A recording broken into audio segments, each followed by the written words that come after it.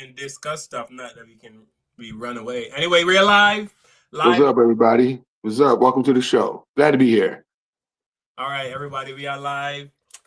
Thank you for joining us. I saw Scooby Doo's already in the chat. Beautiful.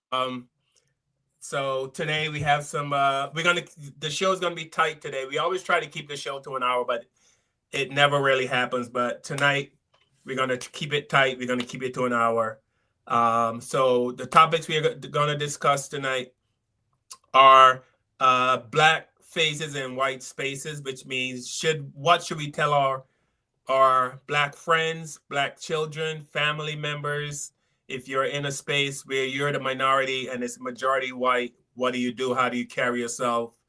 Is there a certain way? Are there certain rules, certain things to do, certain things to say, certain places you should not go, certain places you should go? Obviously, something needs to be done because it seems like whenever we're in a space where we are the only one, something always happens. We don't always hear about it on the news because I've had several situations in my life where I was the only black person and some things happened that I thought white people would have my back and they did not, absolutely did not. So we have to carry ourselves and we have to be fully aware that this is a thing. Kevin and I have white friends and we talk about it all the time, but are they really our friends? You know, friend, that word friend can be debatable. Also, the immigrant killings, there were 3 this week, I think. There was one in Texas. Then the other one's in Florida, I think, where the guy was running from ICE and got hit by a 18 weeks. And then another guy got shot in Maine.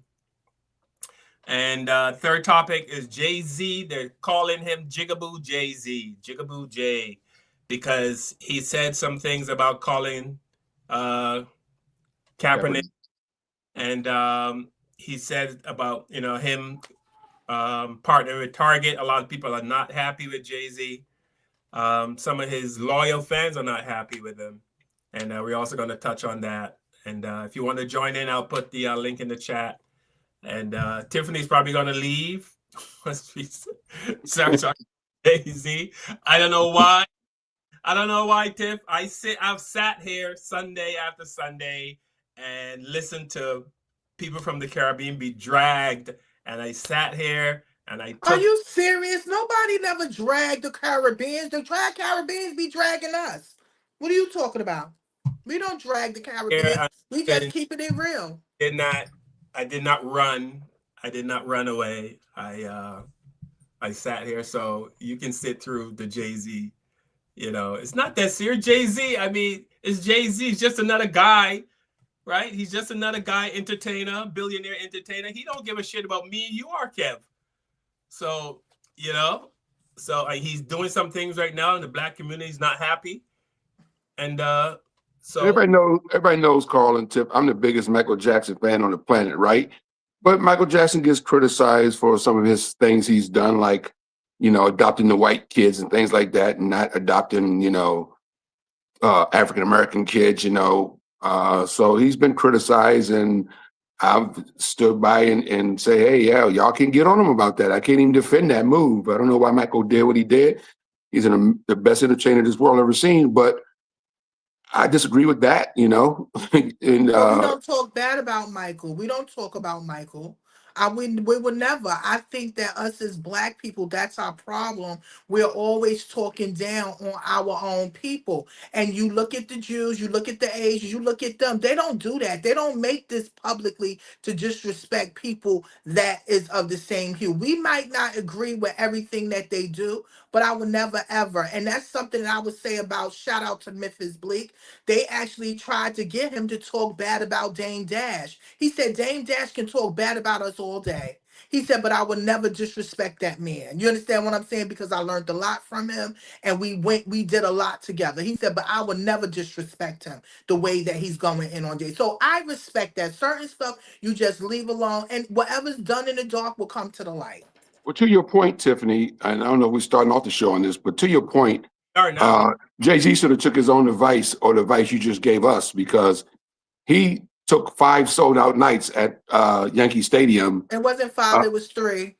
well, 3 sold out nights at Yankee Stadium. He took every night on that stage to not only go through his catalog of amazing music or whatever, but he also took the mic and took the opportunity to take jabs at other black men, But he did a including freestyle. He did a freestyle because everybody like one you. black man who, as far as I'm concerned, is like a Black Panther. I mean, his brother has put his ass on the line over and over again for black people. You know, he don't even have close to the money Jay Z has, but Nolan's autopsy was paid for by him, not Jay Z. And this guy putting his money where his mouth is. Well, That's all I'm saying. we honor and respect that. We honor and respect that. He Well, I did wish it. Jay Z would honor and respect him, because you can't take shots at a guy that is beloved in the black community. And Jay Z is beloved in the black community. He wouldn't be a billionaire if it wasn't because black people made him a billionaire. We're the ones who bought the records and the CDs and supported his career. So not Target, for example. Target didn't make Jay Z a billionaire. Millions of black fans who couldn't even afford a ticket to Yankee Stadium is why he was at Yankee Stadium. He didn't even have the decency. He's a billionaire. His wife's a billionaire. And 2 married billionaires didn't even have the sense to lower the ticket prices so his real fans can get in and see the damn show. Because most of the people that want to go to that concert couldn't get there because they don't have the money. I know almost all his fans that went there and they sacrificed. The tickets wasn't that much either. All right, we're going to do the music and then we're going to come back. We're going to start off with the Jay Z. Get it out the way. Because get out the way. Then we can move on to greener pastures. All right. Absolutely. With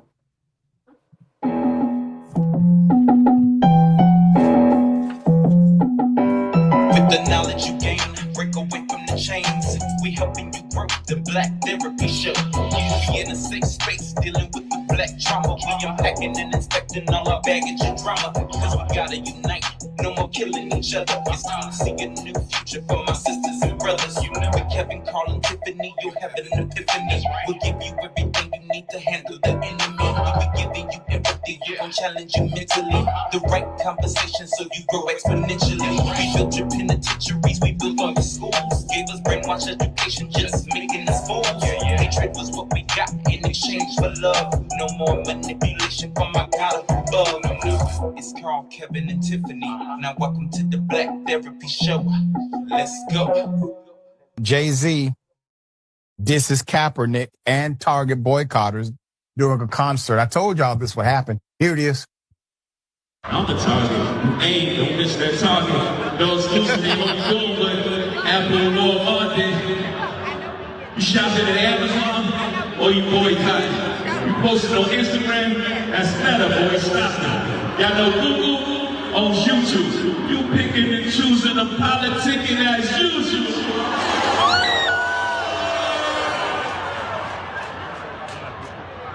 They did it deep for narratives. It's embarrassing.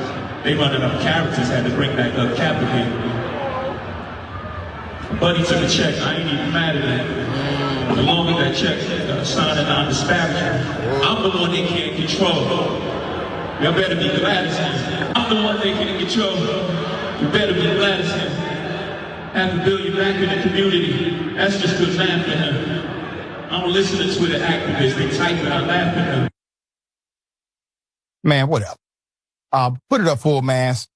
So let me say this, more on stage at your own concert to dissing the man who put his whole career on the line, something you would never do. A man who took a knee when he could have simply said nothing. He put everything on the line. And when he was challenged by the powers that be, he did not make fun of anybody. He brought attention back to the matter at hand. Jay Z, do you remember why Kaepernick took a knee, brother? A lot of people forgot.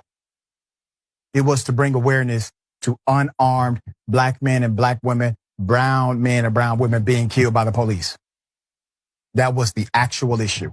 It wasn't about some of these other things that we talk about that need to be done. Yes, But it wasn't about that. It wasn't about bringing awareness to literacy in urban communities. It wasn't about that. Those are good things, but it wasn't about that. It was about violence from the police against black and brown folk. That's what he took a knee for. There's more. TikToker responded to it. Here it is. A billionaire told you he undercut your boycott for a check, and you all clapped, and then told y'all, y'all still shop at Amazon, knowing that his wife co-chaired the Met Gala with Amazon, and you all clapped. Crossing the picket line and then blaming your critics for using Instagram, YouTube, TikTok to tell our story as if there's other modes of communication to get to the masses quickly, as if we don't want an alternative. I mean, I didn't hear that you back black-owned fan base or Palestinian-owned Upscroll. So you're arguing that the master's tools will never dismantle the master's house, and that activism on social media is just politicking as usual. But you just...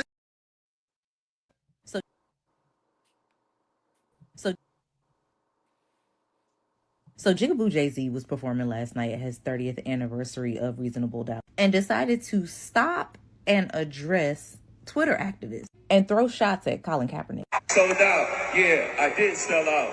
3 nights. I sold Yankee Stadium the hell out. I'm a target. You ain't. Don't miss that target. No exclusive. They only doing what Apple and Walmart did. You shopping at Amazon or you boycott? You posting on Instagram? That's meta, boy. Stop it. Y'all know Google owns YouTube. You picking and choosing the politicking as usual. I find it quite interesting that someone who is a billionaire would feel the need to throw shots at the average consumer, the person living paycheck to paycheck, and comparing a corporate partnership with Target to everyday people ordering something off of Amazon. And then he proceeds to punch down on Colin Kaepernick. You know, the same Colin Kaepernick that just paid for Nolan Wells' family to get an independent autopsy on their son. They dig it deep with narratives. It's embarrassing. They run out of the characters, had to bring back up Cap again. Buddy took a check. I ain't even mad at him. But along with that check, got to sign a non-disparagement. I'm the one they can't control. Y'all better be glad it's him.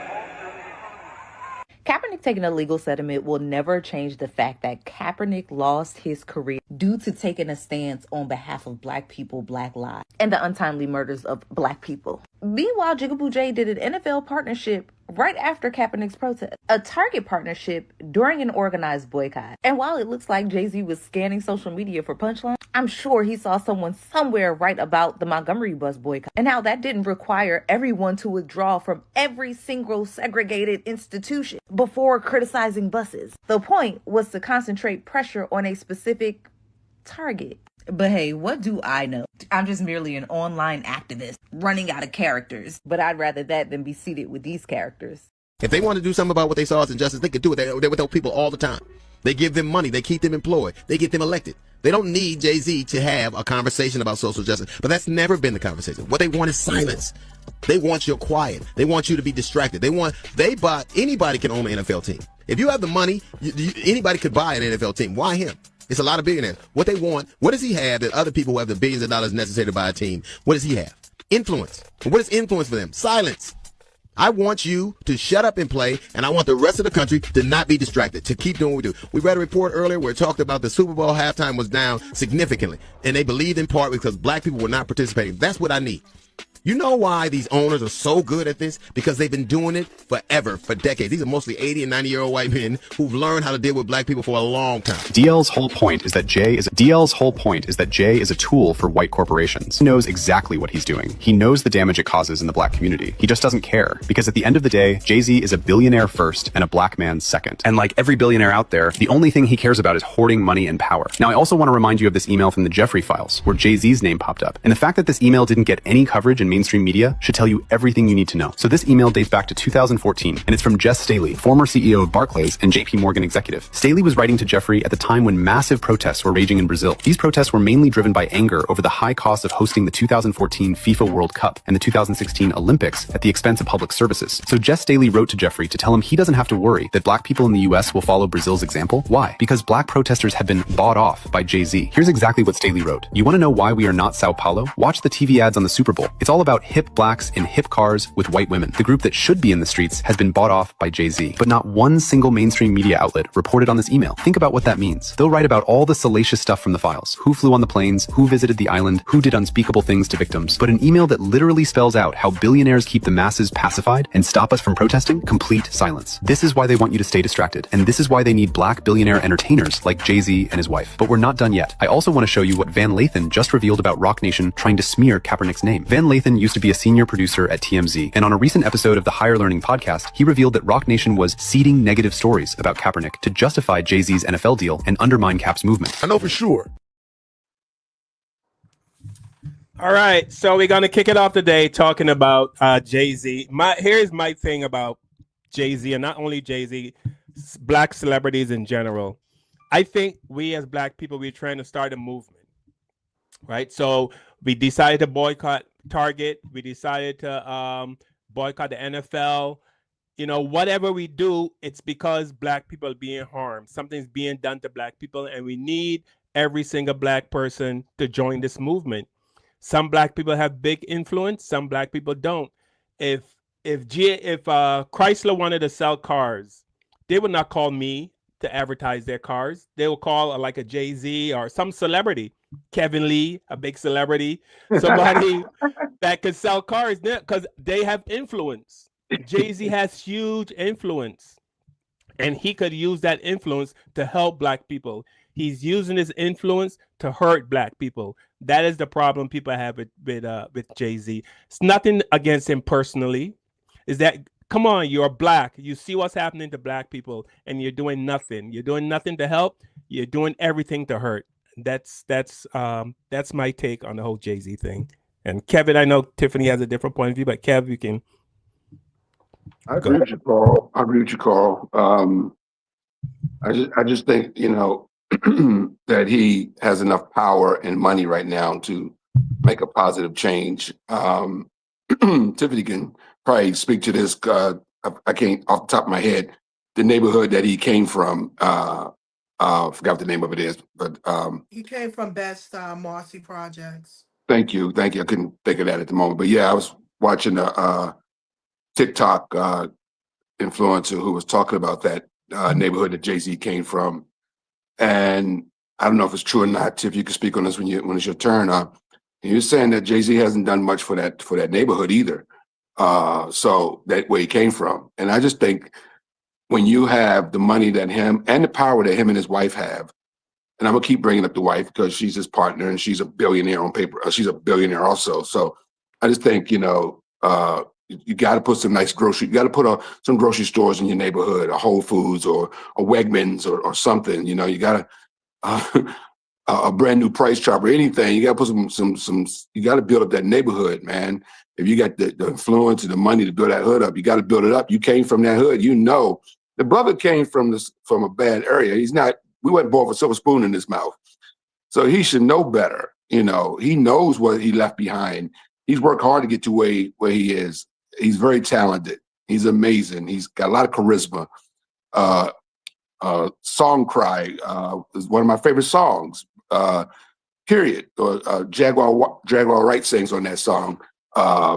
It's a beautiful song. It's an amazing song. It's a rap ballad, Song Cry. I love that song. I play it all the time. It's on my playlist when I'm traveling. I'm a fan. That's why I'm disappointed, because I am a fan. I expect better from this brother to be this successful. And everybody know on this show, to watch this show, I'm a huge Biggie fan.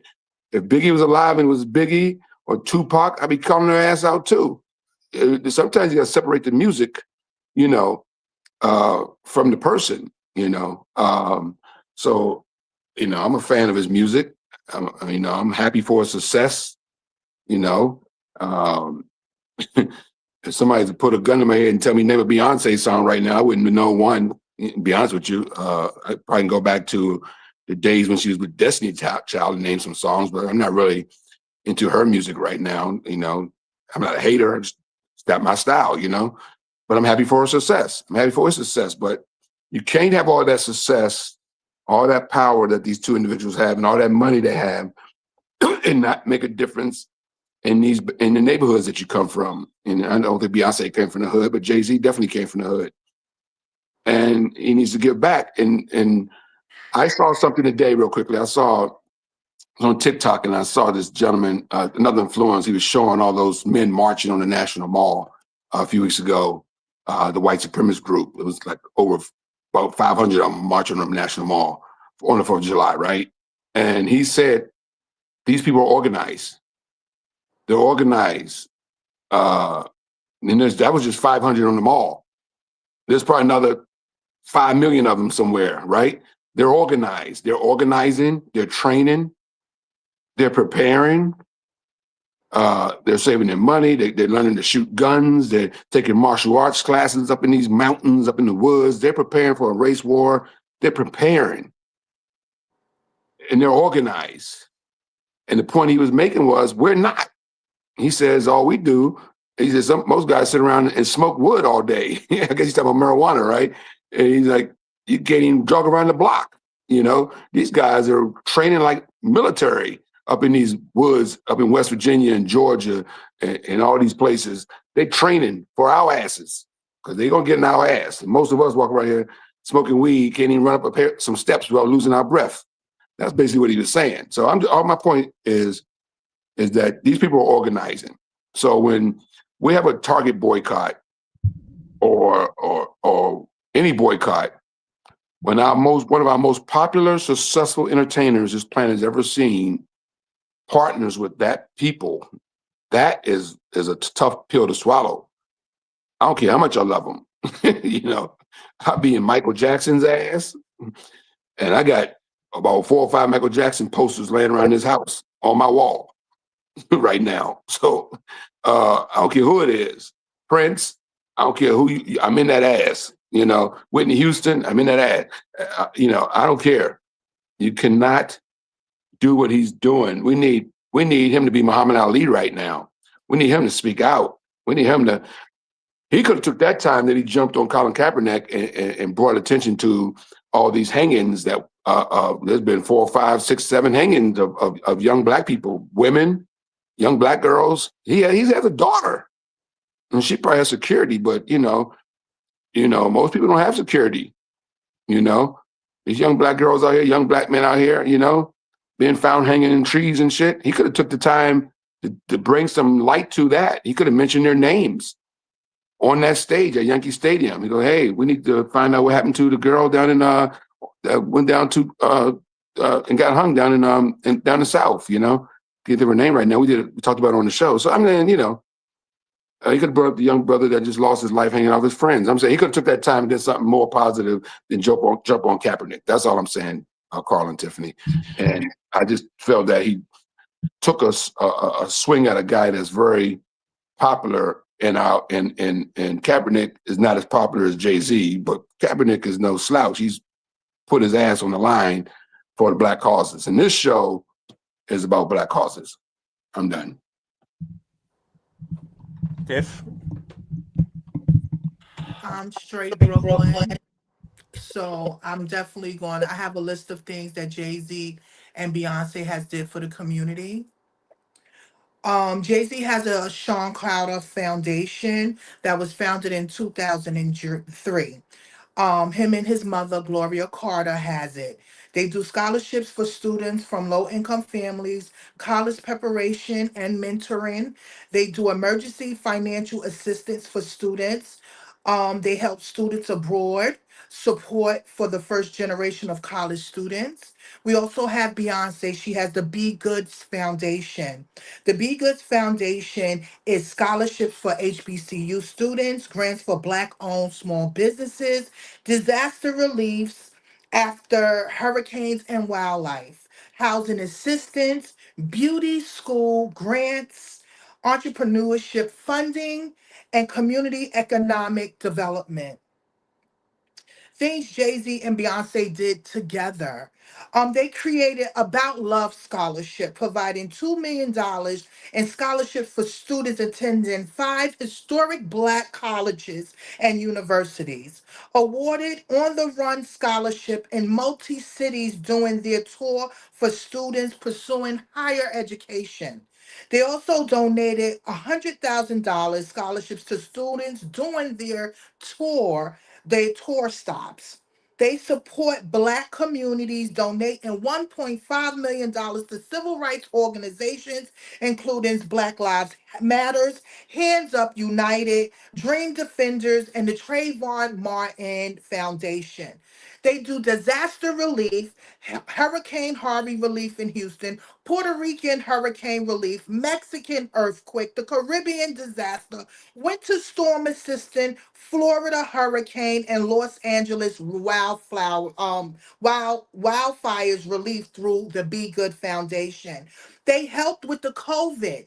Millions of dollars towards mental health, essential workers, housing assistance, small Black-owned businesses, food assistance, and community organization. They also did criminal justice, financial support for bail funds during protests, funding for criminal justice and legal services, donation support and legal aid in undeserved communities.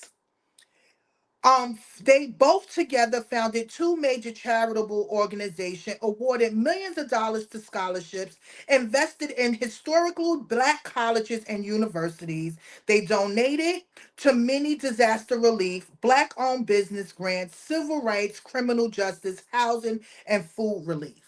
That's all I would say about Jay-Z and Beyonce. I know that not all celebrities can go out and say testing 1 2, testing 1 2. This is what we're doing for the community.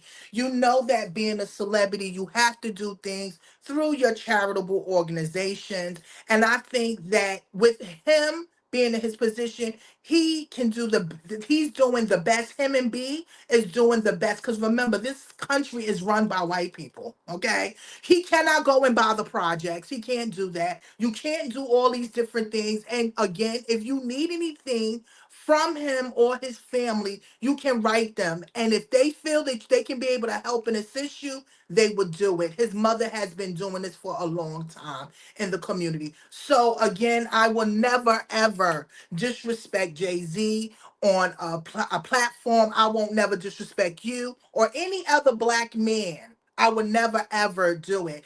And with the Kaepernick, he only mentioned that is because they keep saying it online. You did this to Kaepernick. You did this to Kaepernick. If Kaepernick he wanted to continue his fight, he didn't have to sign the check.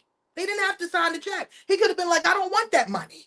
I want to be able to continue to fight for people. But if he got the money and he can use the money to be able to help and assist other people, so be it. And that's again, that's male stuff. Whatever male beef they got, that's through males. I'm a female, and my thing is I got nothing but love for Jay-Z, to each his own. And I can't do anything. What can I say? I don't got his money or his ends or his wins. So I'm good. Well, Tiffany, thank you for that. We appreciate it. Pointing out all the wonderful things that J and B has done. And that's a beautiful thing. Thank you for pointing that out. I didn't know. And it's a good thing that, that they're doing some things in the community or for people that need it, right? With their money. That's a good thing. That still doesn't excuse him going after a Black man that's doing good things for our community also. And I'll leave it at that. Yeah, because, he can still do all those great things that you mentioned about going after another powerful Black man who put his neck on the line for police brutality, lost his career over police brutality, and we boycotted Target because they sided with Trump and his racist ass regime and took away the DEI hires and all the other things that they were had in place to help Black people that mainly shop at their stores and stuff like that.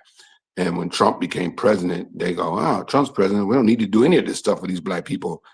And they got rid of all those programs, and slapped all the Black people in the face that were shopping for them, that put millions of dollars into their organization, the Target brand, And it was a slap in the face to a lot of Black people. And that's why that boycott was cost, Can you imagine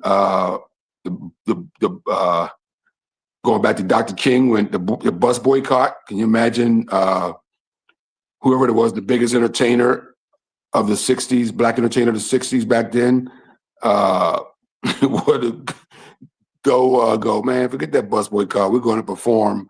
I mean, that would have been like a big slap in the face if the whole Motown crew was like, man, we're going to do a concert for the bus boycott people, not the boycotters, but for the people that own the buses.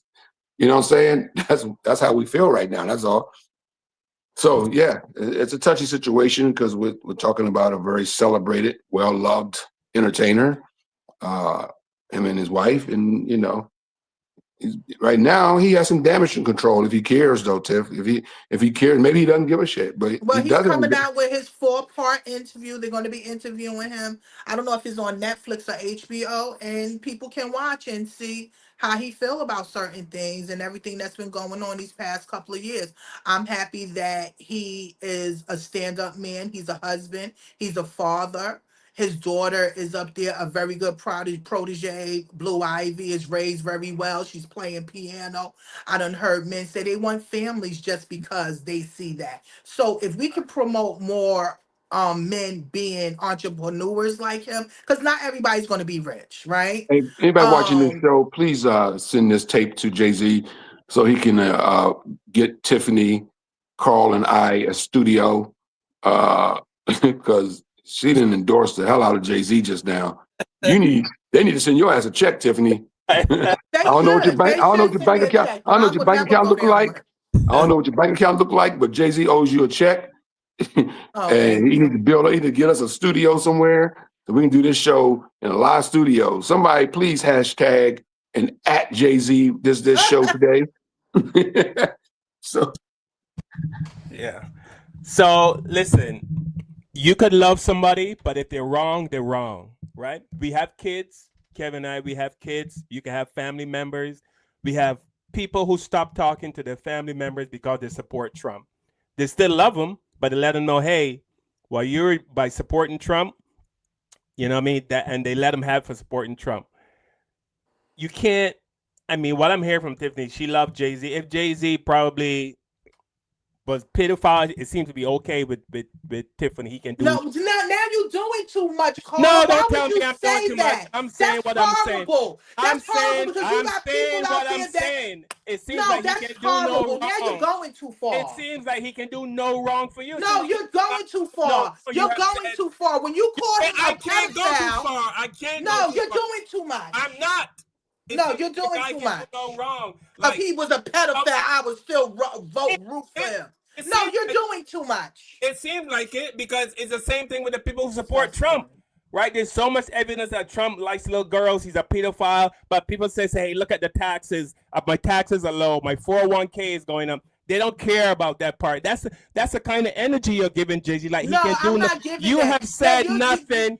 You're telling me that there's nothing wrong with what Jay-Z is doing? Nothing wrong with what he's doing? I'm not getting involved. We don't know what goes on behind closed doors. I don't need to know. We don't know what goes on behind closed doors. You're not going to sit here and tell me, oh, if he was a pedophile, you would still root for him. Like it. That's disgusting. It seems like the man can do no wrong. And remember, I am a victim of rape. So you got to be No, we're not even talking about that. No, we're not gonna divert to that kind no, of you're not going to know, but you got to remember that's touchy. I'm saying, well, it's not. I was just making a reference. I was just saying the guy can do no wrong. It would seem the guy can do no wrong. If there's nothing, you have said nothing negative or something, anything to say that Jay-Z was wrong for what he said. Well, I don't want to say he's wrong, but if he's supposed to be part of the black community, and we have this movement where we say we're boycotting Target, and he comes out, he's with Target. We're boycotting the NFL. He goes with the NFL. You know what I mean? That's not a person that's with the black community.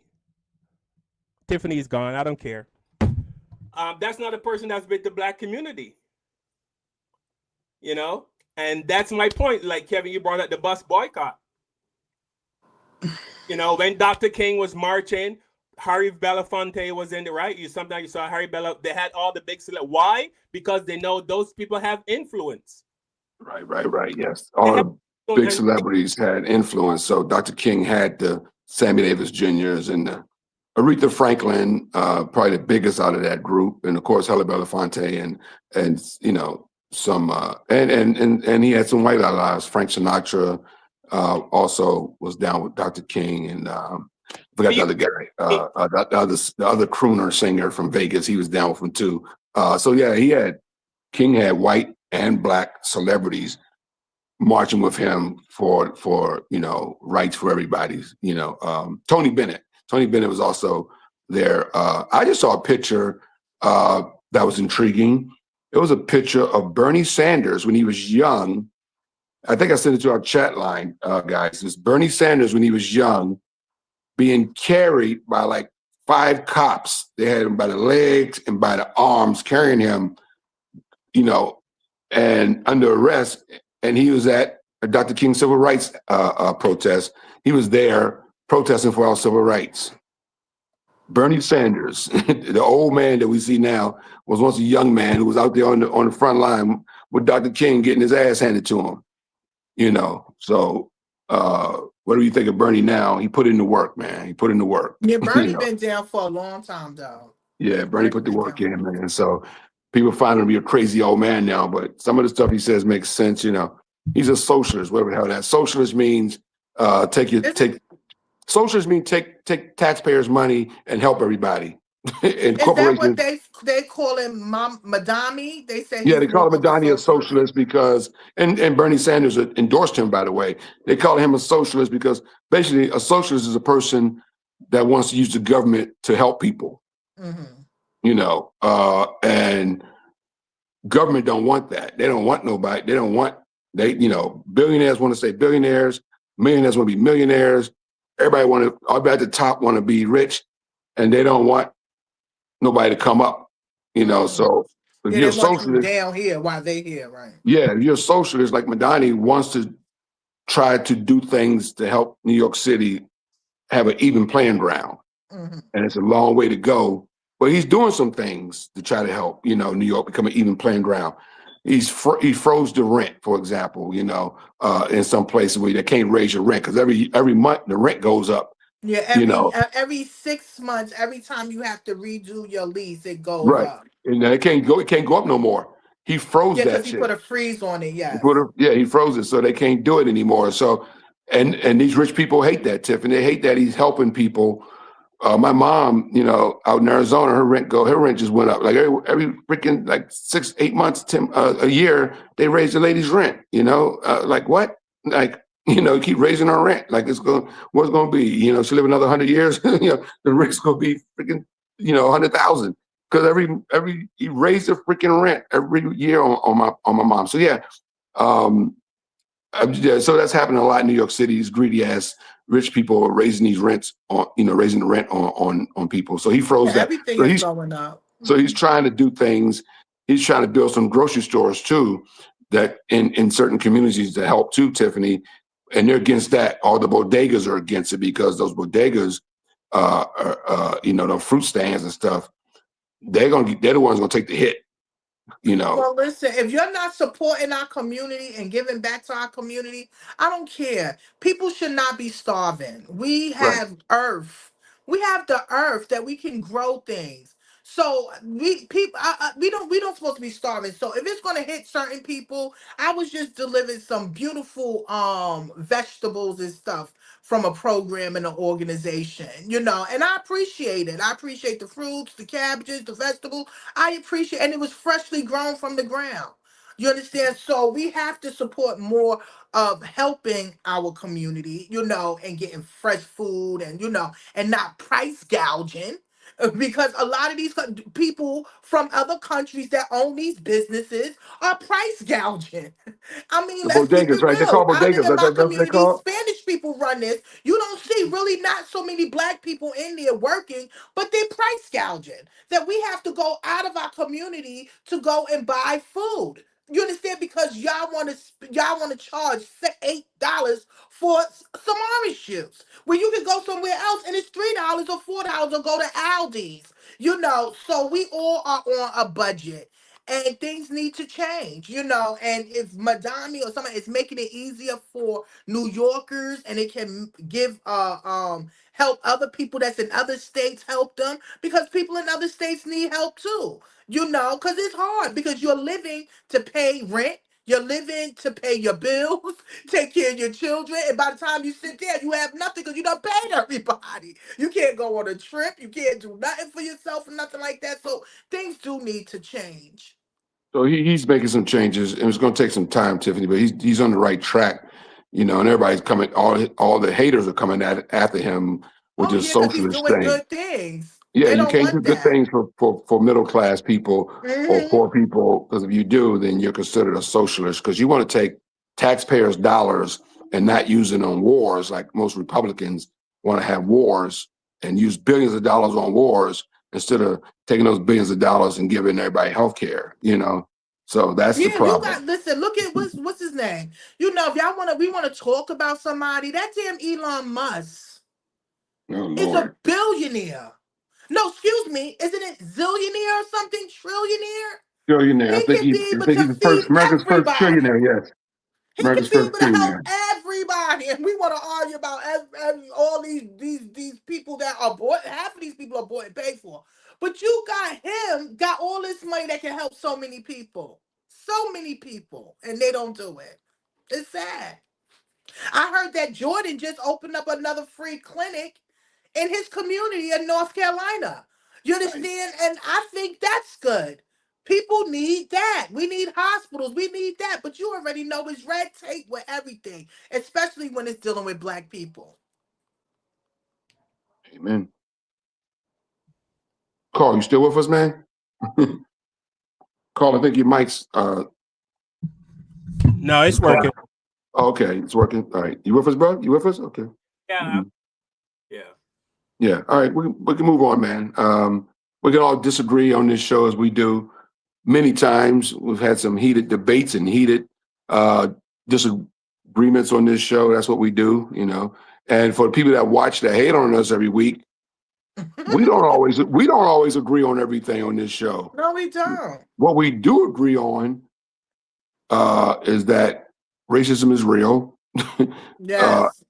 And we should all agree that Black people should help each other, Yes. More. Yes. So but no, there's no perfect human beings, but I'm glad, that you did do some homework and point out some of the nice things that Beyonce and Jay Z are doing, But hey, before we end this, we'll end and move on, man. But we need more, we need more. We need a lot more, and it's not only from him; it's other people out there. Like, look at what P Diddy going through. You could have did so much for your community. This man was making almost 50 million, 60 million a year with his money for liquor.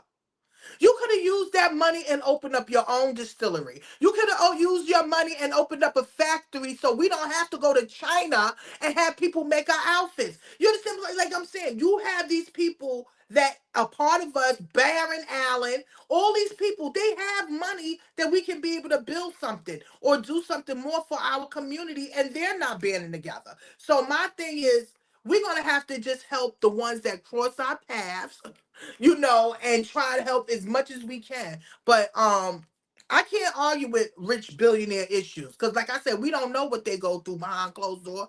We don't know what's going on, But to ones that do help and reach out, or they help in silence, we honor and we salute you. Yeah. But we need all our celebrities to come forward, but they're not. Yeah, They're not. Most of them aren't, they're And then not because they protecting their those who do money. things. You got those that do things behind the scenes, that we don't hear about until they pass away. You hear about a lot of stuff that Because Prince Prince did. did a lot of stuff. They Prince did said a lot of Prince stuff. Yeah, did a lot of stuff for people, and they never put it out because he didn't want it out. right. A lot of people, you got a lot of celebrities that are very humble, that they don't want that information out. You understand what I'm saying? Just like if you win the lottery ticket, you really can't tell everybody because they're going to become looking for you to kill you, or they feel like you supposed to do this. You supposed to do that. Why you not doing this? A lot of people don't owe us anything. You Well, if I hit the understand what I'm lottery, saying? I'll be doing this show from Bahamas next week. So y'all want to kill I me? Y'all have to feel come. you. You have to come to Bahamas and kill me because that's where I'm gonna be at. That's where the hell I'm gonna be at. Yeah, I want to be Still there in the too. Bahamas. By the beach. That's the last place you want to go, actually, because them Bohemians will get your ass. Oh God, thank you. Well, I'm gonna say, and this is gonna be my last word on this topic. And I feel strongly about this. Just because you're a celebrity, you don't get to do whatever. You don't get to say whatever. You can do 1,000 things great. If you do one thing wrong, I don't see why you can't get called out for doing that one thing wrong. No one's saying that you're a horrible person, but you did one thing that we don't agree with. Why not listen and try to fix it?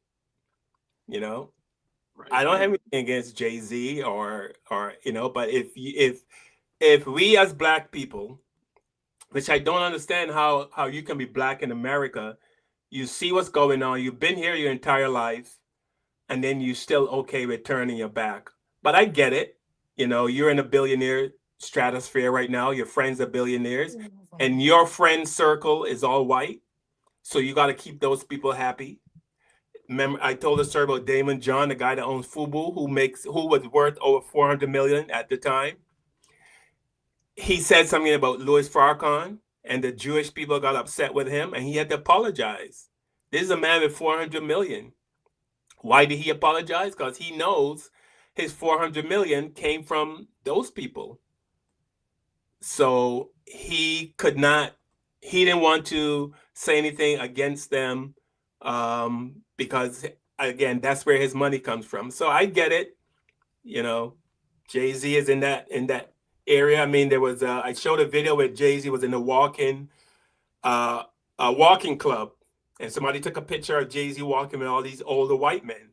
They were like, "What the hell is Jay-Z?" I'm sorry, that's funny. The walking club is a club, billionaires, and they go for walks around New York City. They walk in Central Park, and you know what I mean. So that's his. And Kev, when you reach, like, when you're a celebrity, like you do comedy shows, aren't the white people really nice to you after the show? Hell yeah, hell yeah, hell yeah.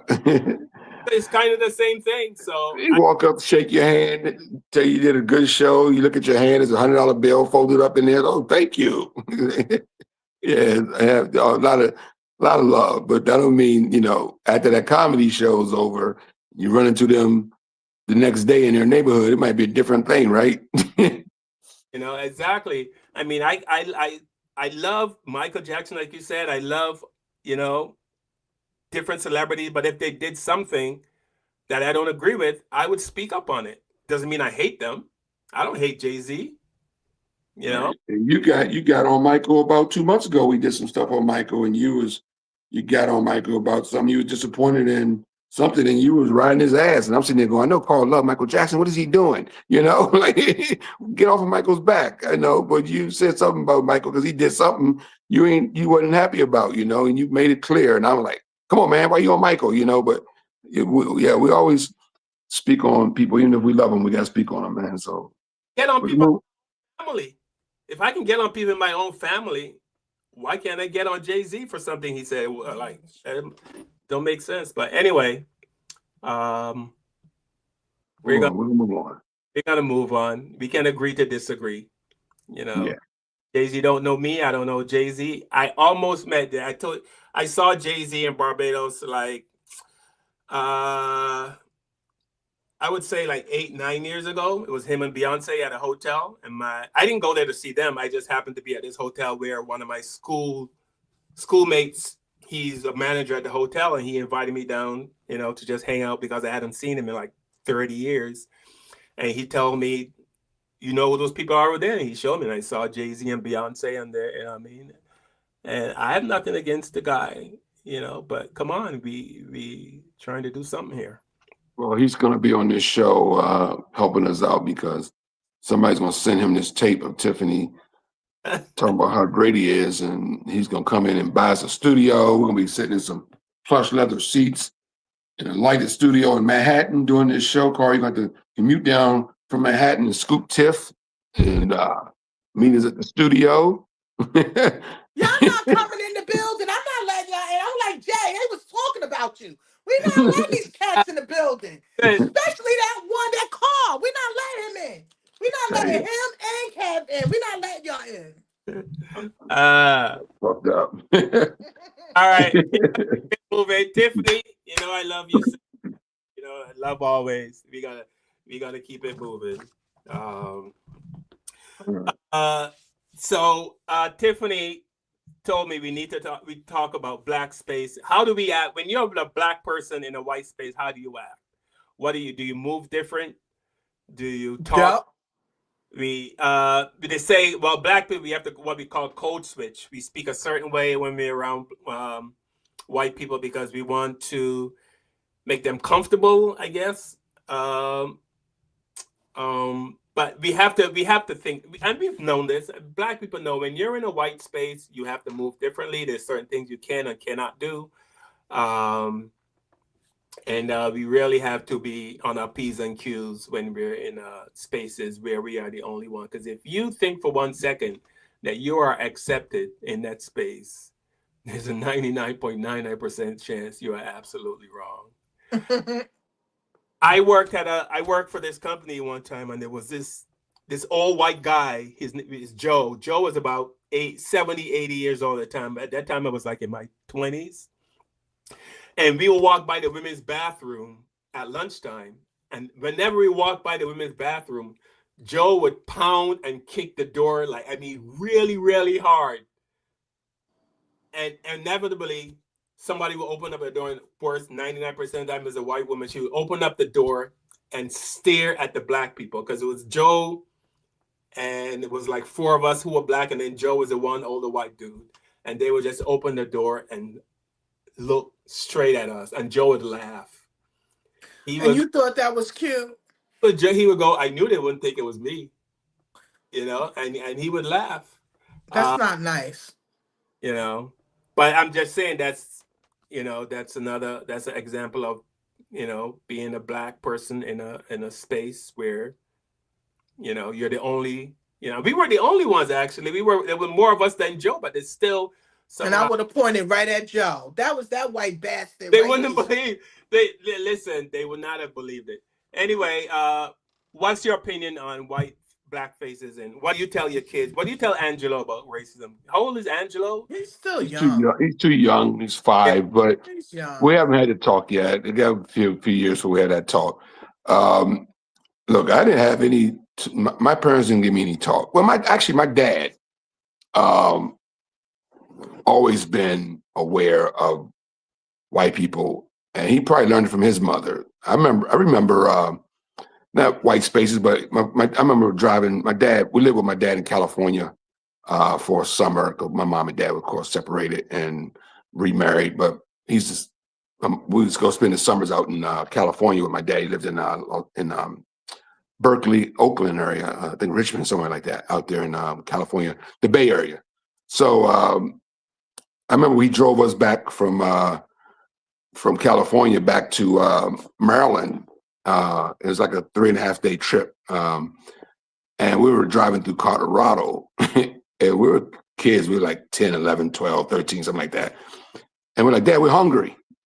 And my dad said, I am not stopped. We're going through Colorado. My dad, Salt Lake City to be exact, I believe. Salt Lake City, I think. He goes, I'm not stopping. I'm not stopping. These white people were spitting your food. And I was like, wow. I never forgot that. Talk. I had to be like 11 years old at that time. Never forgot that. And I'm 61 right now. I've never forgot that. That was my talk. That was my keep your head on a swivel. And because he says, I can't stop. I'm sorry you're hungry, but these white people were spitting your food. And I'm like, wow, I'm 11 years old, 10 years old, something like that. I'm listening to him say that, and he was right, I'm sure, so that was my talk. So I haven't had to talk with Angelo because he's too young, but we had to have that talk about, I had to talk with Selena, my daughter, my daughter, she's now a grown lady, in her early 30s, got a birthday coming up in August. Mm-hmm. Now, when I raising Selena, most of her friends at school were white. As a matter of fact, her first couple of guys she dated was white. So, me and her had to talk quickly, Fast. Fast. I was like, look, I don't care about your white friends, and I don't care about even about your white boyfriend. Long as you know who you are, as a black person, as long as you know who you are, as long as you know your history, your culture, and who you are. It's okay to be around black people as long as you know who you are. You know what I'm saying? So that's kind of how I talk to her. Know your history, know that you're black, know who you are, and you can hang around anybody. And that's kind of talk I gave to her. And she was like, Dad, you're That's racist. good Dad. advice, though. That's good She gave me the advice. whole Dad, you racist stuff all the time. And I go, why am I racist? I make my living around white people. I got plenty of white friends. I'm always around white people. When I travel, my colleagues, my agent, my bookers, I'm far from racist. I just know the world. This girl goes to college, to an all black college, and comes out like Angela Davis. That's what I'm talking about. Go, You know what I'm sis. saying? She got the afro, Power the to the fist, people. the black fist in the air. She is definitely what's Tupac's mother's name? You That's my call that daughter, a right? Femi? A Yeah, Femi? Femi Shakur. That's my daughter right now at 36, 35 years old. I should know my daughter's age. Yeah, Sometimes that's it that. takes time for young people to wake up, and a lot of them do wake up in college because what I'm learning and listening to other people's stories, they didn't learn Black history until they got into college where they took Black history courses. Right. Because in our school system, especially in the South, they do not talk or stress Black history like that. Remember, they don't want white little children to be upset. And also, they want us dumbfounded that we don't know what's going on. And I think that this is why a lot of young people, Black people that do hang out with white people, they don't know the history that Blacks and whites had to go through these past 300 years, 300 to 400 years. I think if they would have known a little bit of the history, they would think twice on how you hang out with them or when you go places with them, certain things you should do. And I think I'm not going to the woods with white people. No, no, I'm not going with no woods. I'm not being the only Black person in the woods. No, that's not going to work. I'm also not going to do water. I'm not going to the Mississippi River, the Delta, the any of that, and be the only Black person. It's just certain things. I'm not going to your house and being the only Black girl full of white people at a pajama party. Like a lot of these things, these circumstances and situations that we're hearing about, I know as a Black person, a Black woman that's woke, or a woman that knows the history of our people, I'm not going to do those things. I would never do those things because we don't have a good relationship with them. Now, it's not all white people. Let me just stress that. It's not all white people, but for Black people and Black Americans, we have not had the greatest relationship with white people. And I'm always going to think about that behind my head. I'm always going to be on point. I'm sorry. And I think that everybody should be like that. It's sad that we as people, Black people, have to have these talks with our sons, with our daughters, to express to them, please be careful. Please be on point with your white friends or anything like that. We have to do that. But they don't do that with their children because white people feel safe with us in a way. They're scared that we will beat them at a certain level, but they are really safe around us because they know that we're not going to hit them, we're not going to hurt them, we're not going to bother them. We walk right past them. Only way we're going to come for you, if you come in our face, you try to hurt us, we are going to swing. We're not allowing you to hurt us or to abuse us. So again, it's sad that we do have to have these conversations, but we have to be very cautious on who we hang out with, and we have to stress this to our children also. All right, here's a brother talking about the same topic. I haven't made space for white people in public or on the sidewalk for years. Not because I'm rude or not because I don't have manners, but because white people expect us to, due to the history of our positioning as black people in this country. And if you're white and you're watching this, there's a moment on the sidewalk that most black people know that you never have to think about. You're walking, someone's coming the other way, and without thinking, you move. Not because you wanted to, not because there wasn't room, but because somewhere deep inside of our muscle memory of us in this country, that is what was required. That reflex has a history. During slavery, black Americans had no legal claim to public space. The sidewalk, the street, the town square, those were white spaces. Black presence was conditional and punishable. After emancipation, Jim Crow formalized that exclusion. Black pedestrians were expected to step off the curb and make way for white passerbys. Not as a courtesy, not as law, but as submission. And that was the structural architecture of what Jim Crow was. Jim Crow was designed to make black inferiority legible in every dimension of public life, including in how you moved through it, who walked freely, who got out of the way. The sidewalk was the daily rehearsal for racial hierarchy, repeated so many times it stopped feeling like enforcement and started feeling like nature. Laws change faster than bodies do, than cultures do, than memory does. So when the explicit rules ended, the expectation didn't. It went underground into a social reflex, into unconscious habit. Psychologists call this embodied racial deference. Centuries of enforced subordination stored not in history books, but in our posture, in our eye contact, and how much room you allow yourself to take up. It's just like us being at grocery stores. You can always say that white people have no sense of personal space because white people never had to have sense of personal space. When a black person holds their line, doesn't break stride, doesn't drift towards the curb, doesn't perform the deference the architecture demands, something else happens. The expectation meets resistance. The invisible becomes very, very visible. Refusal is one of the oldest forms of resistance in black American life. Rosa Parks didn't move. The Greensboro students didn't move. Holding ground in public space has always been a declaration that the hierarchy is legitimate. And in 2026, we're still contesting black dignity everywhere. In legislators, in courtrooms, in voting lines deliberately made longer, and on sidewalks. I'm in Texas right now with my brother and my niece, and we were walking and we saw this group of family and they refused to move and I refused to move. And I said, I'm not moving. And they eventually went around me. And it just made me think about how much of this nation's history and trauma of our ancestors we hold inside and how much is expected of us from them. So if you're white and you're listening to this, please mind your personal space. If you're black and you're listening to this, remind yourself to take up space. Because at the end of the day, we're all Americans, and we're all in this country, no matter what our skin is. Stay black, stay blessed. Yes.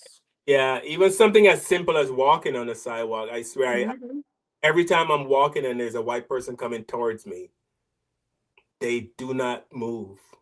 They do not move. They keep walking straight, and I know they see me.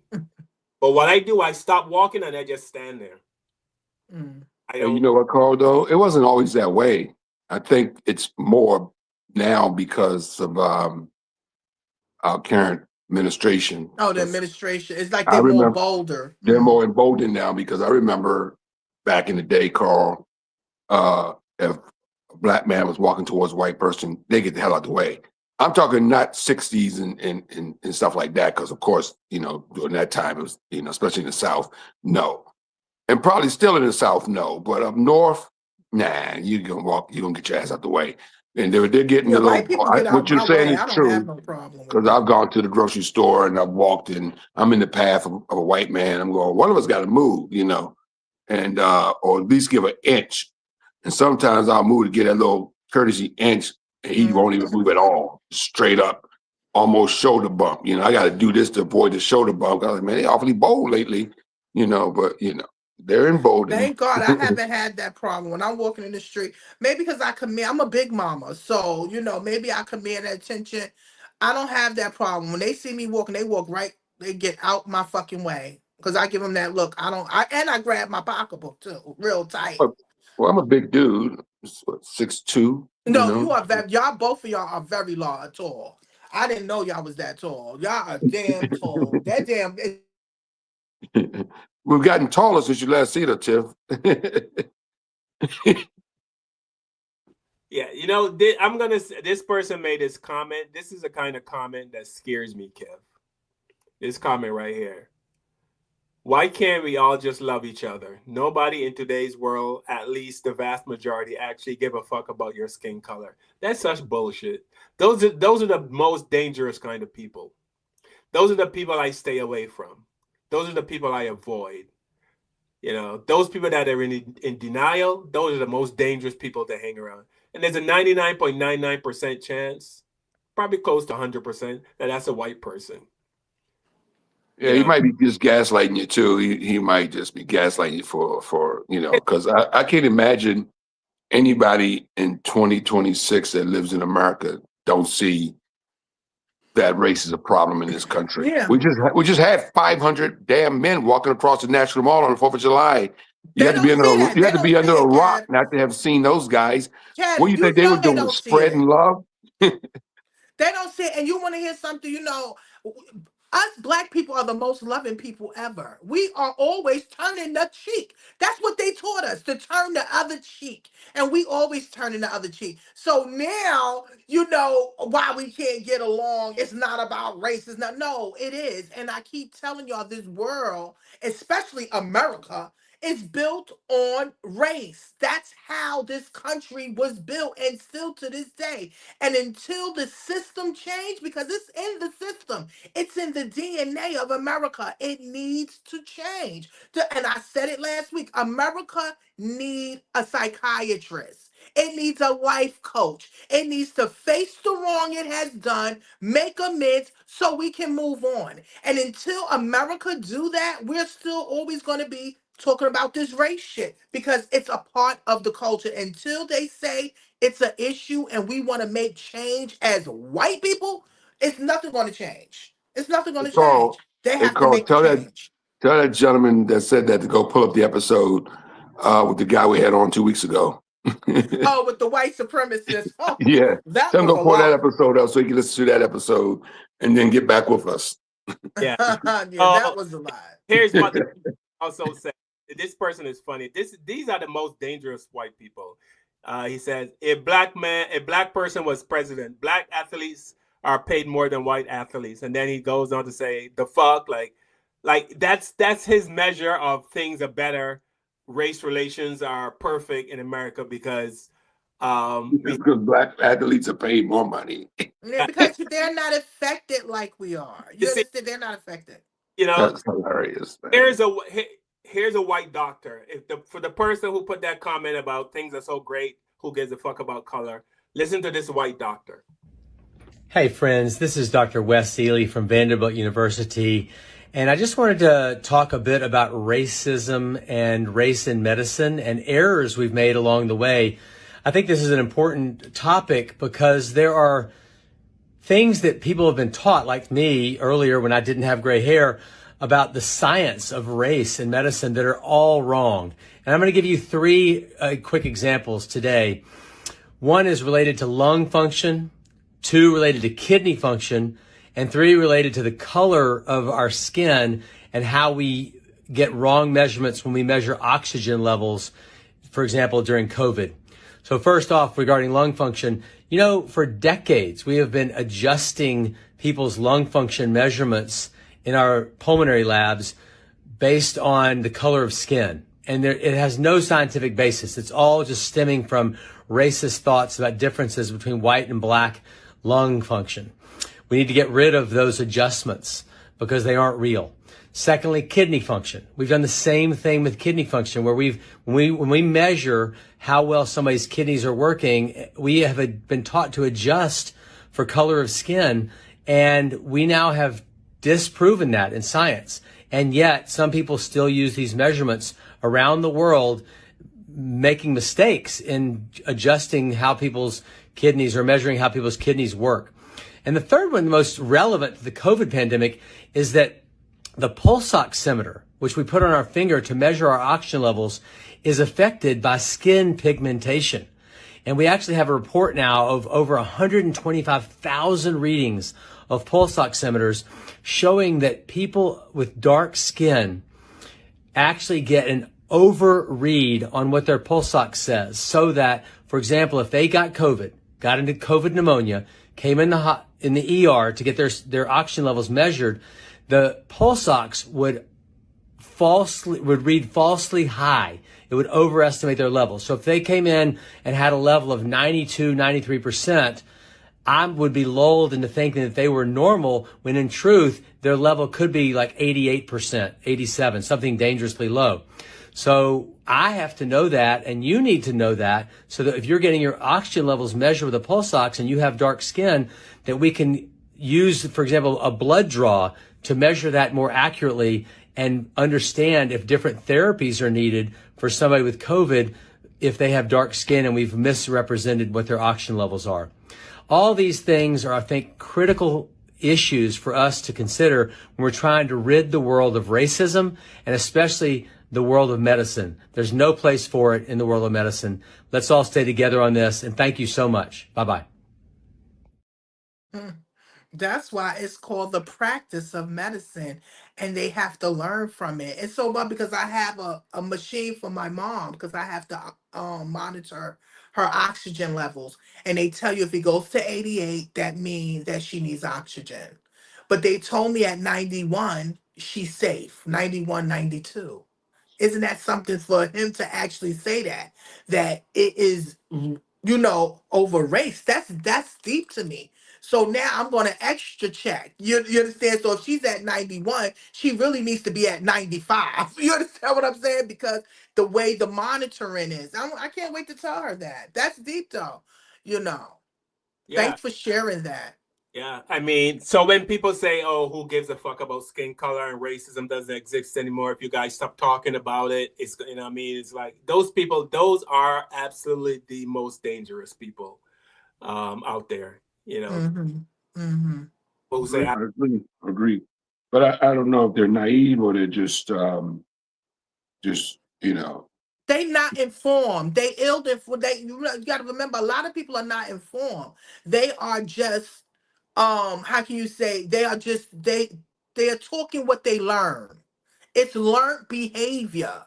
A lot of them don't take the time to do history, to look up things, to really find out. They just want to go along with what they were taught. yeah. So, as Dr. King used to say, two of the most dangerous things in the world is sincere ignorance Yes. and conscientious stupidity, which both basically means, what Carl just said, or what Tiffany just said. Like they don't want to know, or they do know, and they're just stupid, or they're just ignorant and don't know. It could be two things. You can know and or you can not know. You can know these things and still be ignorant, or you can be ignorant and not know. It's kind of like, I personally, I think they know, but a lot of people just want to wish racism away. They just wish it would go away. Just please go away. It can't. You're right, but it can't happen like that. But no, and they don't want to if talk. if they do their part. Yeah, but they don't want to talk about it. They want to ignore it. They just wish to just can it just no, it's not gonna disappear. No. We need therapy. America needs therapy. Do what Germany did. What Germany did after the Holocaust. What did Germany do? Germany say, "Hey, we effed up. We killed the Jews. We did a horrible thing. We're really sorry. Here's reparations. Here's whatever you need." They put up monuments. They put so much. They just admitted it. They took responsibility for it. They talked about it, and now it's a much better place. I'm sure it's not perfect. But America, on the other hand, said we're gonna just keep pretending like it doesn't exist, and that's why it keeps thriving. That's fuel for racism to not talk about it. Why are white people so afraid to talk about it? It's not like you're gonna tell black people something we don't already know. They act like they're gonna surprise us with information about racism. No, we already know every single thing to know about racism. Because I'll tell you why, Carl. Because I had a comedian colleague of ours who's a Trumpster who put a post up about reparations a few weeks ago, and he was saying his family came over here. I guess that he's Italian. He lives in his family's from New Orleans, and he's like, nobody in my family owns slaves, so why should my money go to reparations? So the argument today is from this generation is, well, my family didn't do it, so why should I pay taxes? Or my family wasn't involved in it, or I didn't have any slaves, so why should I pay taxes? I didn't have no slaves, So that's the mentality that they have, is that they didn't have slaves, so why should they foot the bill for it with reparations for black people? But these same people don't have a problem with their taxpayer dollars going to use bombs to blow up schools over in Iran, So they don't have a problem with their taxpayer going to all the other things that just, are stupid and unnecessary that this country spends billions of dollars on every year, space programs and all this other crap they're doing just to, spend all these billions of dollars. And we have the money to pay reparations. You know, and that was proven just a few months ago when Dumbo decided he wanted to try to pay off the January 6th riders, right? He had 1.3 billion he was trying to give these people. Yeah, You that bill like got for shot real down. for tearing up The Capitol, what you call it? The U.S. tearing up Capitol. the Capitol and putting shit on it, you get paid $1.5 billion? No, I'm not doing it. I'm not doing it at all. And Carl, I definitely want to read out some of the names of the suspicious deaths and hanging that has went on and what is going on right now. As y'all know, we're still what's his name? Nolan Wells. Funeral is tomorrow. Wow.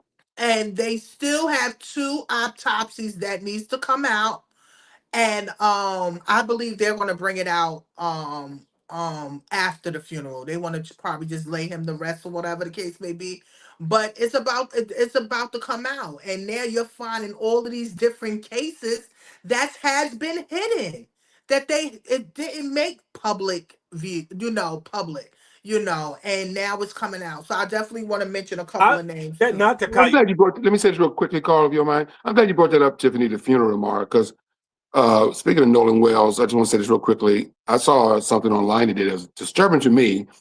It was a black man that was on TikTok that was dragging Ben Crump, and I was reading the comments, and a lot of people were beating up on Ben Crump, like a punching bag, calling him an ambulance chaser and all of this stuff, and just coming down on the guy really hard. Yes, Crump gets paid very well. He's a lawyer. He gets paid very well for doing what he does. But we need the Ben Crumps of the world. There's the catch-22 to it. Yeah, you pick on him and Sharpton for being these people that always involved in this stuff. But if him and Sharpton aren't doing it, then who's doing it? Because nobody. Somebody's gonna get away with murder without Ben Crump. Somebody's gonna get away with murder. Get away with murder without Al Sharpton putting his nose in there. Al Sharpton always got his nose and everything. Ben Crump, they would call him Al Sharpton Jr. There's a lot of nasty comments towards the brother, man. I'm like, man, this man, whatever you think of Ben Crump, whatever you think of Al Sharpton, they're there. They were there for the Trayvon Martin to try to bring some justice for that young man. They've been there for a lot of this injustice that's happened, high profile cases. They're there. But if those two didn't exist, who would be there? That's all I'm saying. So we, for a black man on his Instagram, on his TikTok page to come after Ben Crump like he did, man, that was just crazy, man. Like, we just got to stop. Like Tiffany said at the beginning of the show, we need to kind of find a way not to beat up on our own people, man, because there's too much of it going on while the other side is organizing. Okay. Now, I'm sorry, Carl. Go ahead, Carl. My bad. I'm curious as to if Nolan Wells' friends are going to show up to his funeral. The ones who claim to be his friends. No, I don't think they should. They shouldn't. That's a good point. They shouldn't. You know why? Because when he came up missing, not one of them called his mother. Right. Not one of them went over there with his car, with his keys or anything and said, "Mama, I'm here waiting. We're going to help you look for him." Not their parents got in contact with them and said, "Girl, I know your son was with my son." They're not caring. So why I think that they should not come to the funeral. They should keep their ass away. That's my personal opinion. I don't think they should come. Right. I hear you, but I'm saying if they're claiming to be his friends, but I don't think they should go either. But I'm saying if they claim to be his friends, they were such good friends. Carl, they wasn't good friends. Look, right. Look. The boy was missing, and y'all did not talk to the mother. Y'all didn't even reach out to her. Let one of my friends missing. I'm trying to call their mother. Girl, Mama, are you okay? What do you want us to do? We are caring people. They don't have empathy or sympathy for us. And that's where they went wrong at, because they didn't care. They wasn't concerned. So not coming to the funeral is an admission of guilt, though, right? If that was the case, right, they would have said something from the beginning. They would have been supportive friends from the beginning, but they have not shown support to the family. So to be honest, they will be banned. Right, Or right. I'm going to do one of those things. What was that for? Five Heartbeats? When Red came to the funeral and the mama took the fist and caught him right in his damn head. Caught Red in the face. What's her name? Dang.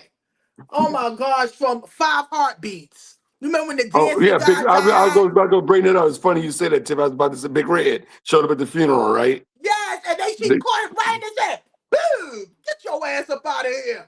yeah, Mother, yeah. I was gonna bring that up. That's funny as hell. You mentioned that. That was a great movie, The Five Heartbeats. Yeah. yeah, but I definitely call. I want to just mention because I had to look this up, and again, let's give a shout out to ChatGPT. They need to pay us. They need to pay. So right now, the deaths rule or debated by hangings is Robert Fuller. He died in 2020, found hanging from a tree in Palmdale, California. Officials ruled it a suicide, but the family and the community said they believe it's more than that. You have Malcolm Harsh. He also was hung in 2020, found hanging in California. Okay, and then the drowning or water related is Taquan T.J. Davis Jr. That's something that happened in 2021. The mother is still fighting now. Mother has publicly questioned the official's account and has sought additional investigation. We have Nolan Wells. And we also have deaths that's also being investigated. Kendrick Johnson. I know y'all remember the Kendrick Johnson, the one that was rolled up. They said he rolled himself up Yeah. inside the mat. I mean, come on. I mean, they would tell us anything, right? Sandra Bland. All of a sudden, she mysteriously hung herself, okay? We got Kanika Jenkins. I don't know if y'all remember the young girl that was found dead in the freezer. Still, that's mysterious. They don't know what really happened there. And then we have the historical a civil rights era. We have Emmett Till that was killed in 1955. James Byrd in 1998 by white supremacists. Michael Donald, 1981. His mother was the first one to sue the KKK and win mad money. She hit them in their pockets, okay?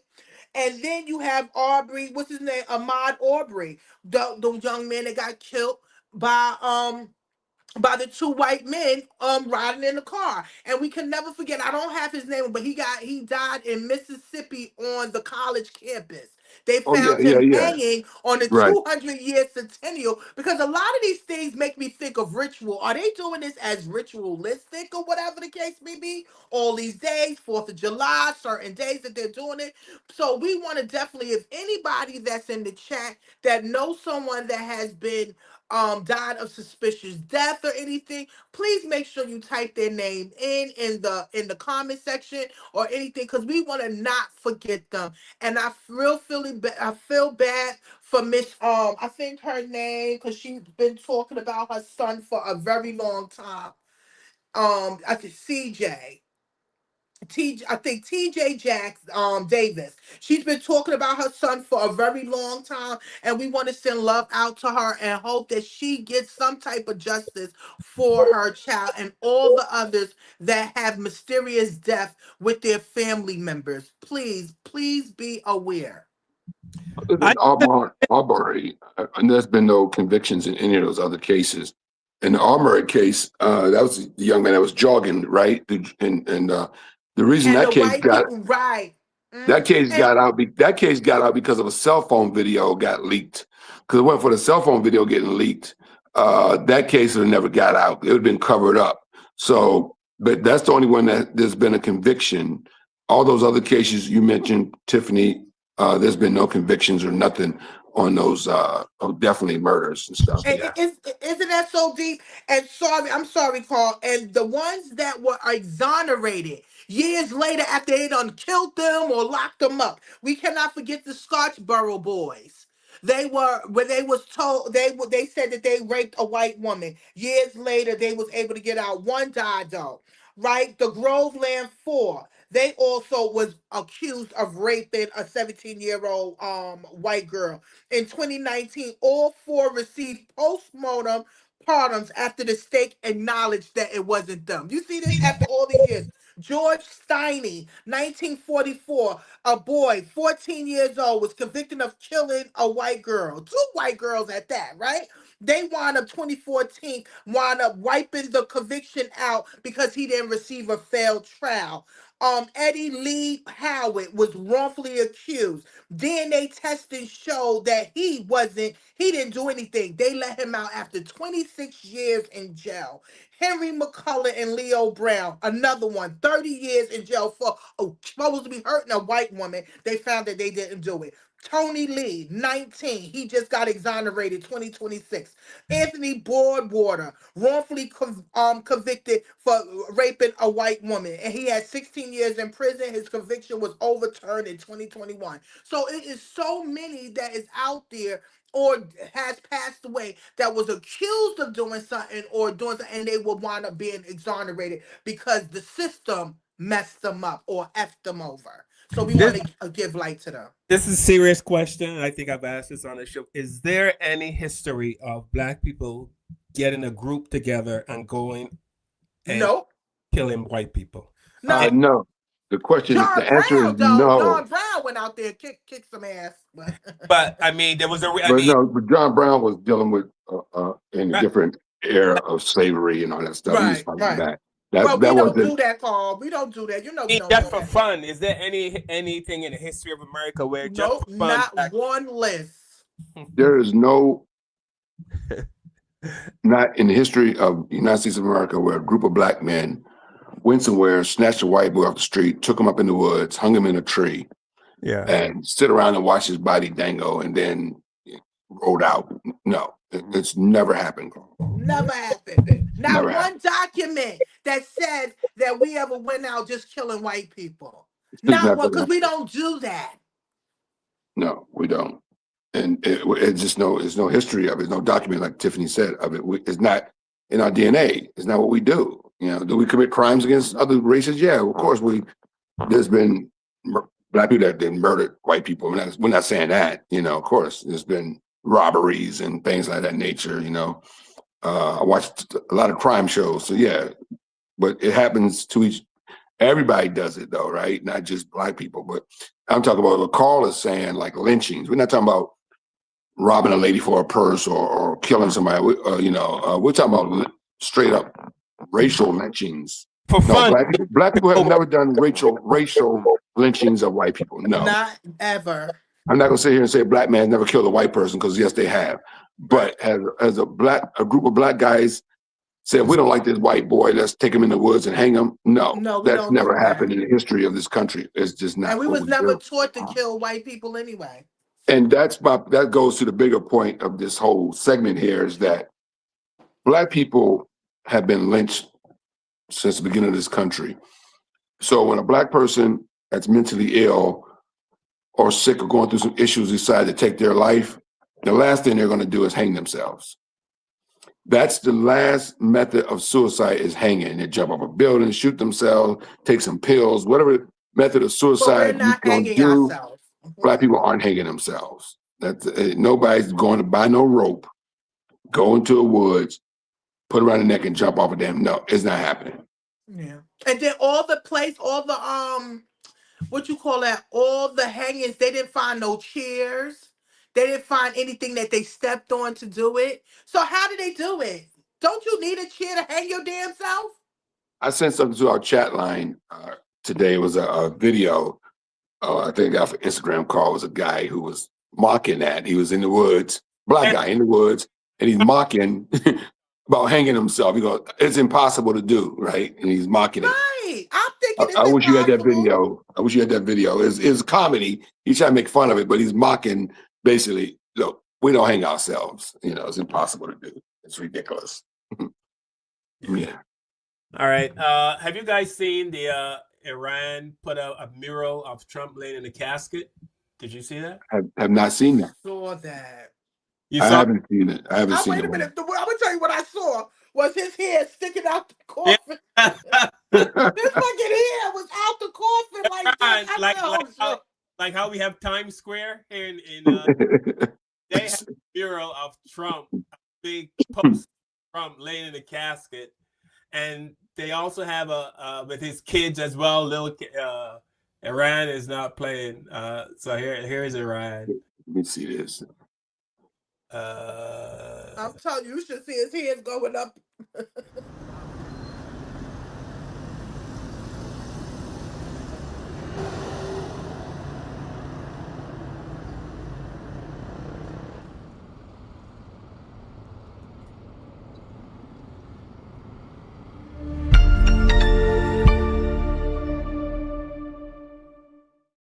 A second billboard threatening the life of Donald Trump has appeared in Tehran as peace talks continue to stall. Yesterday, footage of a billboard featuring an image of the president laid down in a coffin with messy hair hit the news.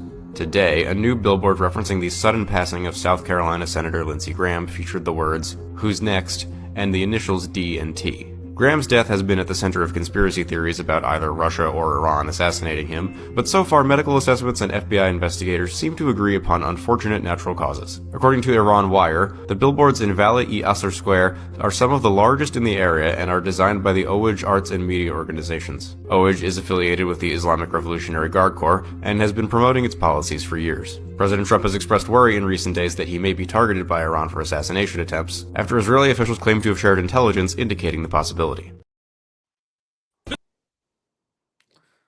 بسم الله الرحمن الرحيم من المؤمنين رجال صدقوا ما عاهدوا الله عليه فمنهم من قضى نحبه ومنهم من ينتظر لتكون هذه إشارة على خيبة الاحتلال وعلى ما يمتلكه مجاهدون من رصيد في هذا الملف المهم. Are you? Those is all coffins. Yeah, for his kids. And the pictures. Oh my God, they working their own type of juju over there, huh? Damn. Yeah. Wow. So Iran. That's right on white crime. I'm not trying to get involved with that. Look, I'm not trying to get involved with that. But when I saw his hair coming out that coffin, flying like that, I said, they is not playing.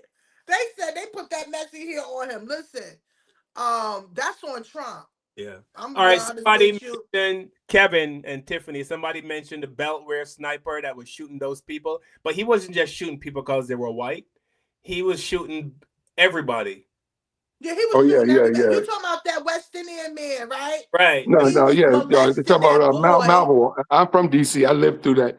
My Yes. family and I actually lived through that whole thing. We were in DC, Maryland area at the time of that Beltway shootings. Yeah, he was molesting that boy too. Yeah, he was molesting that boy, and he was shooting everybody. They actually shot a young black kid in the stomach who survived, by the way, and he was black. So there was black victims in that also. It was a mixture. He was just he wasn't just targeting. It wasn't a racial thing though. That's what we're talking about. We're talking about racial shootings. Now he was just out plucking off white people with his rifle just because he was angry at white people. You'll have a point, but it wasn't racial killings. The motivation for that thing was he wanted to get back at his ex-wife. Right. And her son. He was snipering all these people so he can get his ex-wife and kill her in the sniper thing so they can just look like she was part of this sniper thing. So the whole motivation was for him to take out his ex-wife. And he was killing all these people to lead up to killing her. But they caught him before he's able to snipe her out. But that was his whole motivation behind the whole thing. So it wasn't a racial killing to the person that made that comment. It wasn't a racial killing. Yeah. Yeah. So, yeah. So. But Carl, the white guy that went into the Buffalo supermarket and shot all those black people, that was a racial killing. That was a racial killing. We don't, no black guys ever walk into a supermarket and go, I'm here today to shoot white people because they're white. Bam, bam, bam, bam, bam. And walk past black people and just start shooting. No, this guy specifically walked to this grocery store that was basically in an urban neighborhood 99% of the people in there were black. He stalked the place for 3 days. He stalked the place for 3 days to make sure that it was a place that was frequently visited by African Americans. He went there and killed black people on purpose because they were black. Yeah, so we don't do that. You guys know about this? I don't know about this. You guys might know about the Knoxville murders, 2007, kidnapped and assaulted and murdered a young white CPL. I don't know what CPL means, but you guys know about the Knoxville murders? Was that a black person that I'm not quite sure. But we're not saying, I said this earlier, we're not saying that black people haven't murdered white people. Of course they have murdered black. Everybody kills everybody, black people, white people. But what we're saying is that I don't believe it's racially motivated. Like, I don't think that we sit around and plot to kill people we gotta kill over a white person today. We don't do that. We're not evil people like that. Now this one guy in Knoxville said, let's kill this girl because she's white. Then that's a racial killing. It's a hate crime, right? And then that's 1 out of 250 years. All right. So if you found 1 out of 250 years, good for you. But I don't believe that the Knoxville thing was a racially motivated murder. It was just a black guy killed a white girl, so, but the shoot on the other foot. Are you looking at the chat, Tiffany? Somebody said our chat is calling for violence. Are we aware of it? I haven't been keeping up with the chat. I don't know if you guys see any violence going on in the chat. I'm putting something in there now. Oh, I don't know what's being said. I know sometimes the conversation gets heated, but I've never seen I haven't seen any violence, but then again, it's I could have missed it.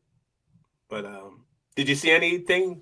No, I see a lot of people put messages up, but I have it where if it's too much, their message don't get up unless I view it first. Okay. You understand? So hopefully, it's peace in the chat. First of all, we want to say thank you to all that's in my chat. Because I think I had at least 150 of them. Now it's about 85. Is the violence towards us? The violence towards us, or the violence towards us, or towards something else? No, just in the chat, they like talking, but I don't see violence. I don't see nobody saying anything. Again, I said the way my messages is, if you put up something that's not good, it's not going to come up. You understand? So I'm praying, that we have peace in the chat. We are against violence. Again, we didn't say this. We are protected by fair use only. Any of this content, the music, we do not own the rights to it at all. Please make sure you like and subscribe and share and leave a comment. But also, this is a safe space for conversation, please. Okay? Carl get on my nerves sometimes, Kev get on my nerves sometimes, but I love them, and we have to have a safe space. So we want that in our chat too. So anybody that's saying violence or anything, you will be blocked. Okay, so if y'all know somebody that y'all saying that they being violent, please let me know so their ass can be blocked. I'm like Rodney King. Can't we all just get along? Somebody said there were over 100 black people on Horn Island that day. That Nolan. I didn't see 100 black people. Now they're lying. I can probably say I saw probably maybe 1 or 2 dark-skinned ones, and the rest of them look like they was mixies. So they a goddamn lie. I can say it's probably 5 of them. Not even 5 of them on that, what's called it. So we're not trying to hear that. We're talking about Nolan Wells being on the boat with his white friends, and when they called in to say that the boat was down, they said everybody on the boat was safe. If you saying that everybody on the boat is safe, that means Nolan is safe too. So again, they got mad questions that need to be answered, and we're not saying anything until them autopsies come up. And you better pray, people, okay? Because people are very angry about this, that now we can't have our children out with anybody because we don't trust y'all. That's an issue. So y'all need to be worried more about that. Yeah. Listen, I'm being honest. I have white friends, and this was even before this was back in the 90s. They invited me to go camping, and I told them woods with white people, and they thought it was funny. They laugh and they go, "Come on," but because there's just because I've seen them drunk. Listen, I was hanging out with some white comedians when I was doing stand up in Boston, and they got to drinking, and one of them asked me, "Carl, you play basketball?" I go, "No, I didn't. I never. You never play basketball? You niggas come out the womb shooting hoops." Wow. Oh, that's wrong. That's wrong. That's what he said, and I know that's what he said, but he was really drunk, and he was saying how we come out the womb dribbling, and you know what I mean, and we come out spinning the basketball, and so is that the real person? When a person is drunk and they start saying stuff like that, is that that's the real, they say when you drink, that's the real person. And shout out to anybody. I heard y'all said while I was yelling, I'm very passionate about my life, and I'm passionate about the world, and I'm passionate about Black people. So that's why you got the yelling. Okay, go back. I'm sorry, Carl. Yeah, so my son, when he was like 10 years old, he would go for sleepovers at his white friend's house. When I tell you I did not sleep that entire night, and 5 o'clock in the morning, I was up and getting ready to go get my son. Of course, Wow. when I get there, they're like, "Oh, the kids are still sleeping. They're in bed. And they want to have breakfast." I'm like, "I don't care. We got somewhere. Bring me my son. Bring me my son," because I know they would play some stupid game or something silly that's funny to them, but means death for my son. And why did I allow him to go? Because he begged, "Dad, can I go? It's my friend." Blah, blah. You know what I mean? And I relented. But let me tell you, when I say I did not sleep while my son was at a sleepover at that white family's house, and yeah, I had concerns but I also did not let him sleep over at another friend's house who was Black. And the reason was, when I took him over there for the sleepover, I just smelled nothing but weed wafting through that entire house. So I told him, "There's no way you're having a sleepover at this house." But then again, like I said, I don't know. Something happens when white people drink and they think things are funny. Funny for them, but death for us. So,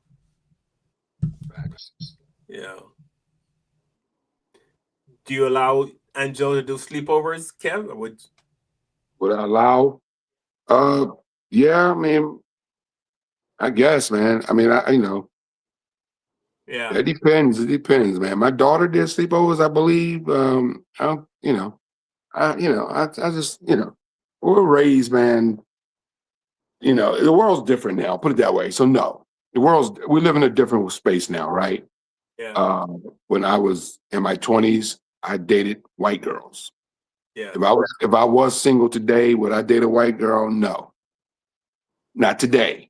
In this day and in this era, no. But I had plenty of white girlfriends when I was in my 20s. But in 2026, not happening. If I was a single man, it wouldn't happen. yeah. Because I just don't think. Today is a shame. We haven't gone far. We're back in the 50s again, basically. Yeah. A lot of people are being lynched. Again, white groups are marching through. The Klan has been reinvented. They no longer wear hoods now. They wear khakis and bandanas and shades. So, but it's still the same people. They just don't wear the hoods no more. They changed their costumes. So we're back living basically in the 50s and 60s again. So no, I don't think it's safe. And I have family members that have all white friends. Some of my relatives, I won't mention their name. They do never hang around white people. They and their girlfriend's white. And all that sort of stuff. And it's their life though, what they do, but me personally, I just, you gotta keep your head on a swivel now, So it's. Mhm. I'm traveling tomorrow, to Vermont, which we know is probably what 90% white, but Oh, it is. Vermont is also a liberal state. And what I mean by that was the first time I did a show up in Vermont a few years ago, I got booked up there, and my first time traveling up there, and I'm paranoid, man, ain't no black people in this damn state. I'm driving through these little towns and stuff, and I see this big white church up on a hill, and on the front lawn of this beautiful historic white church was this huge banner that said "Black Lives Matter." And I'm driving, I'm looking around through all these yards, and all these yards had Black Lives Matter signs in them, and I go, wow, I'm in like an all white town, and all I see is Black Lives Matter everywhere, you know. So and I was like, wait, Bernie Sanders is the senator of Vermont, right? Yeah, okay. So I started thinking, these white people want some different stuff up here, So, yeah, it made me feel a little bit more at ease, seeing the Black Lives Matter signs, even though I was in an area that's mostly Caucasian people. I was just tripping on the Black Lives Matter signs that are wearing their yards and on this big giant church up on the hill. I was like, wow. So yeah, but you got to keep your head on a swivel no matter what, when you're traveling out here, everybody. So because we're in some dangerous times right now. Yeah, we're gonna wrap it up. But somebody in the chat said they have to keep their heads on the swivel when they're around black people. So. But I don't think so. I don't know why. That's why Randy been blocked. He be doing too much. That's why everybody telling his ass off in the chat. Oh, you blocked? Yeah, because nobody. Why? But why? Because historically, when have black people been violent towards white people? I had a white friend that used to hang with me, and he used to be around all black people. We never beat his ass. He never ended up missing. Like, I don't understand why white people think we're so violent. Like, we're not. Historically, we're not violent people. We're not violent people. We're actually more dangerous to each other right now than we are to a white person. The chances of me being killed by somebody who look like me is greater than me being killed by a white person. Unfortunately, I do know that, but a white person, the chances of him being harmed is by another white person than a black person. I say this on the show all the time, man. My part-time, when this show's over, I'm turning on Crime TV. I love watching Snap, Prime TV, Dateline NBC. Scary though, and all those shows. They're real life detective shows that's just based on real life crimes. All these shows, and I binge watch them all the time, Tiffany and Carl. 99% of these shows are white people that have killed other white people. Some husband was having an affair on his wife, didn't want to get a divorce because he didn't want to give half of his money up. So he put some arsenic in her damn oatmeal. All these shows, they have one called Buried in the Yard, all these shows are, and I watch them all the time. Every once in a while you see a black person on there, a black family, somebody to kill somebody, but most of them they're all real life stories, but most of them are based on white people that kill white people. And so I don't know how people are so afraid of us. Well, we're not killing white people in the masses. We really aren't. Most of the mass shooters that this country have seen, 99% of the mass shooters have been young white boys, right? That have shot up schools, movie theaters, shopping centers, churches, mosques, all these, synagogues, concerts, nightclubs. 99 of these mass shootings, and we've had hundreds and hundreds of them in this country, have been at the hands, college campuses, they've all been at the hands of young white men. So this guy who's afraid to be around us, he better watch his ass next time he walk in Walmart. Because he got a better chance of getting shot walking into a Walmart in his neighborhood by a white person than a brother kicking his ass. I mean, he might get his ass kicked on the basketball court.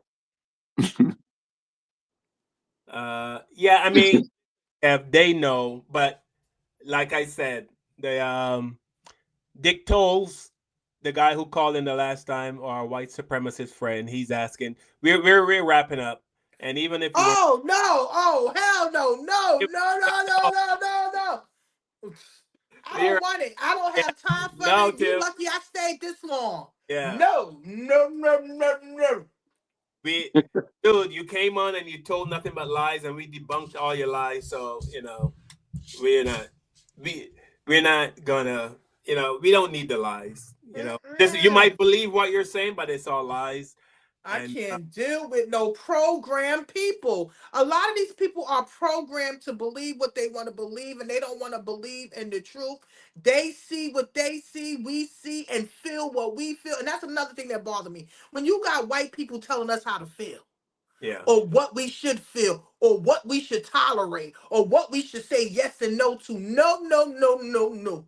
I'm not doing it. I'm sorry. I can't deal with him. I don't even like the racists that's in our damn chat. But we need you, regardless to what, where there's a positive, there's a negative. I want you to say stuff. I want you to let me know certain things. Like it's one young lady that's in there, Michelle or whatever. She's been putting up stuff that I didn't know about. I didn't know nothing about no zebra killings. And what's so bug is I looked it up, darling. It's only called zebra killings because the cops called it that. You understand what I'm saying? But I think it was like 4 or 5 black men. They would wind up killing some black people or whatever the case may be. I don't know why. I will get into it. See, I like stuff like that because we like to do the history. We like to look things up. You understand? But again, historically, we do not just go into open spaces and say bow, bow, bow to white people. We don't do that. We don't have time for that because we're so busy paying bills. Yeah. Michelle also said 2016 white police officer killed during a Black Lives Matter event. Yeah, but that's not the point. Here's what we're saying. I cannot call up Kevin and say, hey, Kevin, can you call up a couple of your boys and let's go to whatever the whitest town is and let's start killing white people.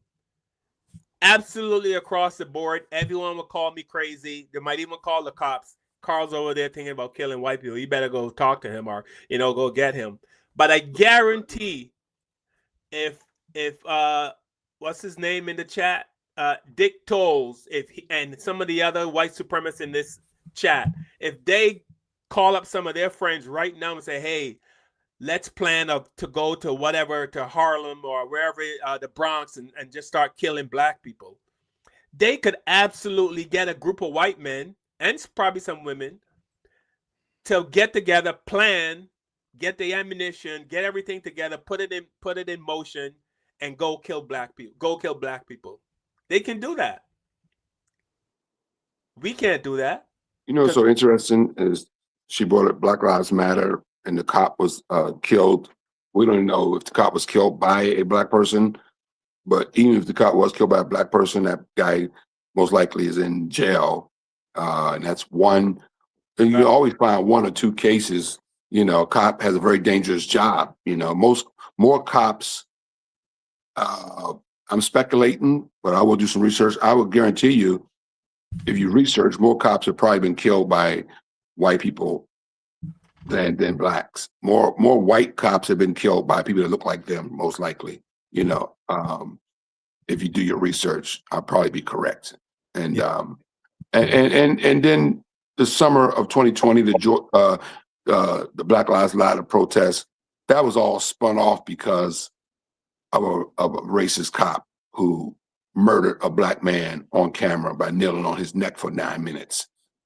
We can go talk about the white police officer that unfortunately lost his life in the line of duty, but ignore why all of this was happening in the first place. Because Derek Chauvin decided to abuse his badge and put his neck on a guy's knee, his knee on a guy's neck for almost 9-10 minutes and suffocate him to death while he cried for his mother. If that wouldn't have happened, if that guy would have been a good police officer, the white police officer that lost his life would have lost his life, because summer of 2020 would have never happened if Derek Chauvin decided to be a good police officer instead of being the asshole that he was. Yeah, I just looked up the Black Lives Matter one that she had mentioned. I remember this. This was I remember it too. a officer. He used to be an army. He was in the army, and he did shoot at someone because he was sick of the cops killing black people, and he went on a. What we're saying is that we just don't get up and say we're going to just kill somebody just to kill somebody, especially no white person. It has to happen for a reason. Something must have happened for him to trip, how you say, he snapped and said, you know what, I'm not doing this bullshit no more. You understand what I'm saying? So yes, I think his name is Makai Xavier Johnson. He was an army veteran. Yeah. Rest in peace to the cop, man.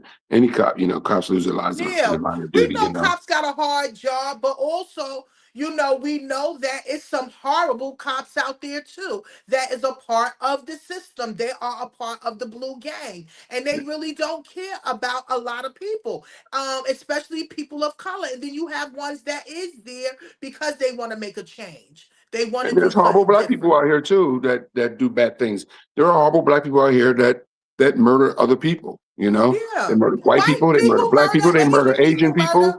We're not saying black people are perfect and don't commit murders. Of course they No, do. we're not perfect. No human is perfect. What we're saying on this show, we're not saying black people don't murder other people. Of course they do. What we're saying on the show is that they're not racially motivated murders. And if you find one or two or even three out of 250 years of this country, you may find three if you dig. How many? Hard enough. But there isn't a pattern of black men getting together in a group and taking a white boy up in the woods and hanging him. We don't do it. We haven't done it. It's not part of what we do. We haven't done it. We don't do it. It's not our style. We just won't do it. How many murders have the Black Panthers committed? How many white people have the Black Panthers killed? You should see Michelle in there. Michelle trying to find every link of information that a black person done did to a white person. Girl, go write a book. How many? I know she's digging. I know she's digging hard, Tiffany. I know it because digging. It's like she like, chat, find me everybody. Please just find me so I can talk to these black people and tell them that. But I'm saying, how many white people have the Black Panthers? The Black Panthers was formed, and it was known as a hate group. How many white people did they kill? I think it's zero, right?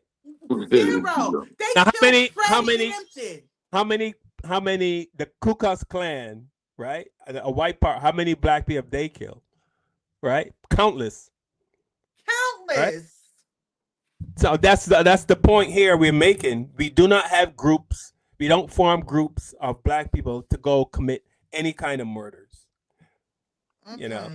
We don't got time for that. We really don't. We got so much on our plate to be thinking about trying to unalive white people. We do not care. But we know that y'all sitting back thinking about how to unalive us.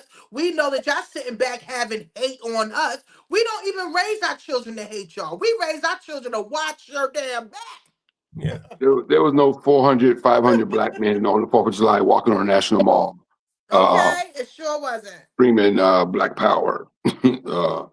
It wasn't. Right. So. We had a million man march. Was there any hate? Did Farrakhan talk about hating white people at that march? Nope. It was just we didn't march, we didn't scream, we're taking back our country. What does that even mean? Like, we're taking back our country? Like, they need to give that country back to them Indians. They want to take it back to my country. Y'all came over here and moved them Indians out, brought some black Negroes there to work for y'all while we built this country. You is out of your goddamn mind. People be doing too much. But we want to say thank you all for chiming in tonight. Thank you all in the chat. We have many that's in the chat. I know my chat is popping. So I want to say thank you to all that's in there. Wait a minute. It's one guy that's in there that's been doing his thing. Where he at? He been putting Michelle TC Yes, shout out Mitchell. to TC Mitchell 70. TC Mitchell, hey baby, how you doing, TC? No, it's tough. Tell your friends about us because, as you can see, we need some help over here with all these. How I don't know how these Nazis find us, but they're out there. They find us, man. No, we again. We have a young man. What's his name? Farmer Floyd. No, we do not tell our children that white people hold them back. We tell them that the system holds them back, and it's been documented. They talked about redlining and all of that. So all of this stuff that we're talking about, we're not making up. And the only thing you have to do is Google. Okay, that's it. Google Smoogle, and you can find out. And we have to raise our children to make sure they are on point, because we know too many people out there hate us, and it's sad because we didn't do nothing to y'all but build this country and deal with y'all bullshit all these years. And we started this show talking about a black billionaire, so ain't nobody being held back. We're doing okay in the United States of America. Yes, we are. Thank you so much. Again, shout out to TJ. Who else we want to give a shout out before we leave? Because I'm tired. Shout out to All everybody who our watched this show. regulars, we want to say thank you to our regulars. Let me tell you something. My sister was online, call, and she said she wanted to jump through the phone many a times to try to come. So definitely, we want to say thank you to all. Please make sure y'all like and subscribe. Y'all can put the thumbs up. Y'all doing all this typing. Y'all need to press the like button to finish typing. And make sure y'all leave a comment, because we love when you leave a comment and you let us know how y'all feel, after this, because the live go away. So we definitely want to hear what you got to say. But again, we really appreciate you all for chiming in with us. Yeah, we appreciate even the haters, even the Yes, we need y'all. That's how the world go around. You need your haters. At least we get to know how the other side thinks, so very good. Crazy, bro. It's crazy. You know what?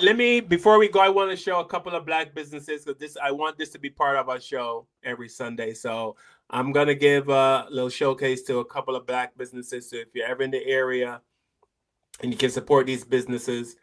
How do you guys feel about people saying black business? You think they should leave it in there, or they should take it out? You think they lose customers if they say I'm a black business owner? I don't know, man. That's a good question, Carl. It's a good question. I think you said it's a black business because you want black people to shop there because you have something special to offer them. But are most black businesses just catering to black people? Like if you have a black cupcake company in Manhattan and it's black owned, you don't just want black customers. You want everybody to come into that into that pastry shop and buy some pastries and cupcakes, right? So it might be black owned, but you are just a black person that owns a business. To everybody. Yeah, you try to sell to everybody. When you own a Jamaican restaurant, you're black, but you don't mind if white people come and eat your Jamaican food, And so any black business, if you sell soaps or whatever you do, black business, you still want to everybody to buy your business. You don't care who they are. Money's green. Money's green. Brother's take on it. Take that black-owned business shit out of your bio, out of your business, out of anything where your business is associated, and it also says black-owned. Take that shit out. Remove it completely. Not people shouldn't have to hide who they are just to make others feel comfortable. I mean, shit, you go to many other businesses and they always celebrating their culture. There's several businesses that I go to, man, you go in there, you hear the music playing, or it's in the decor, or they even sharing their tradition with you, and it's part of the whole experience, and people love that, right? It's the authenticity of the whole thing. When I go to a Mexican restaurant or an Italian restaurant or something like that, man, I want the whole vibe, the whole experience. I want to go to hear their music. So why being black should be something that we should hide from our identity to anyone, especially if you're providing a great service, a quality product, and you're treating people good. That's some shit you should be proud of, right? Being black is being proud. I mean, we got a tremendous influence across the whole world, whether it's from music to sports to entertainment to fashion and even slang. We got a tremendous influence in the world. So no, man, if you provide a great product, a quality service, and you treating people well, you should definitely be proud of who you are. I mean, again, many others say what kind of business they are, whether it's veteran-owned, family-owned, women-owned, LGBTQ-owned. It doesn't matter, man. You know, people are proud of who they are, and we should be proud as well, man. You have a good business, you give a good product, give quality service, man. You rep your shit.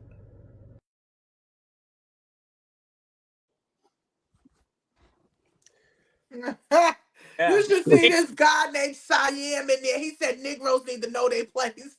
That's why y'all need to know your place. Get the hell out my damn chat. Matter of fact, you're about to be blocked. But I mean, Kev, we got Jewish memorial hospitals all over this country. There's a Jewish memorial hospital, you know. Right. And you have all sorts of business, like the brother said, all sorts of businesses. Nobody hide their business. Italian restaurant is an Italian restaurant. When you go in there, the servers are most likely gonna be Italian. You go to a Japanese restaurant and you go in and you got a black guy cooking your food at the those tables where they cook in front of you. At them Japanese kabuki places where you sit and they eat, cook in front of you. You want a Japanese guy to come over and cook in front of you, you know? Some brother with Afro come over and start cooking in front of you and be like, come on, man, I'm in a Japanese restaurant. What's going on? So yeah, they don't hide their identity. And so we shouldn't hide our identity. But we live in a country where, sometimes it could hurt you when you say black business, from your own people. Because sometimes black people don't like to shop at black businesses. Let's keep it real. Yeah. Yeah, because again, we love to support our black businesses, but I also say to my black businesses, please be on point with your black business. You understand? Have proper management. When you have proper management, you have a successful business. And always think about your clients, because when you think about your clients, they're the one that's going to make sure you stay paid, even if they don't like your product. If they like your personality, they're going to still pay you and please support you. So again, black people, I love it that we are owning our own businesses, but make sure your businesses is on point and nobody can write about your ass in the Yelp section. All right. So here's this is a dental business. It's black owned. It's in Georgia. Actually, it's called Eastside Dental, and I had to Google search all this information. These people put these businesses on social media and they don't tell you where they are at all, which is crazy. Like, I don't know why you're putting this stuff on social. They don't say nothing. I had to go Google this. But anyway, Eastside Dental is owned by two brothers, 6500 Sugarloaf Parkway, Duluth, Georgia. And the phone number is 770-232-3000. 770-232-3000. So if you're in Georgia and you're close to 6500 Sugarloaf Parkway in Duluth, Georgia, go to the Eastside Dental, and they offer free cleanings too, they said. But anyway, here's a little video on the Eastside Dental. Two friends have opened a black-owned affordable dentist practice. They are open 7 days a week, and they even offer free cleanings.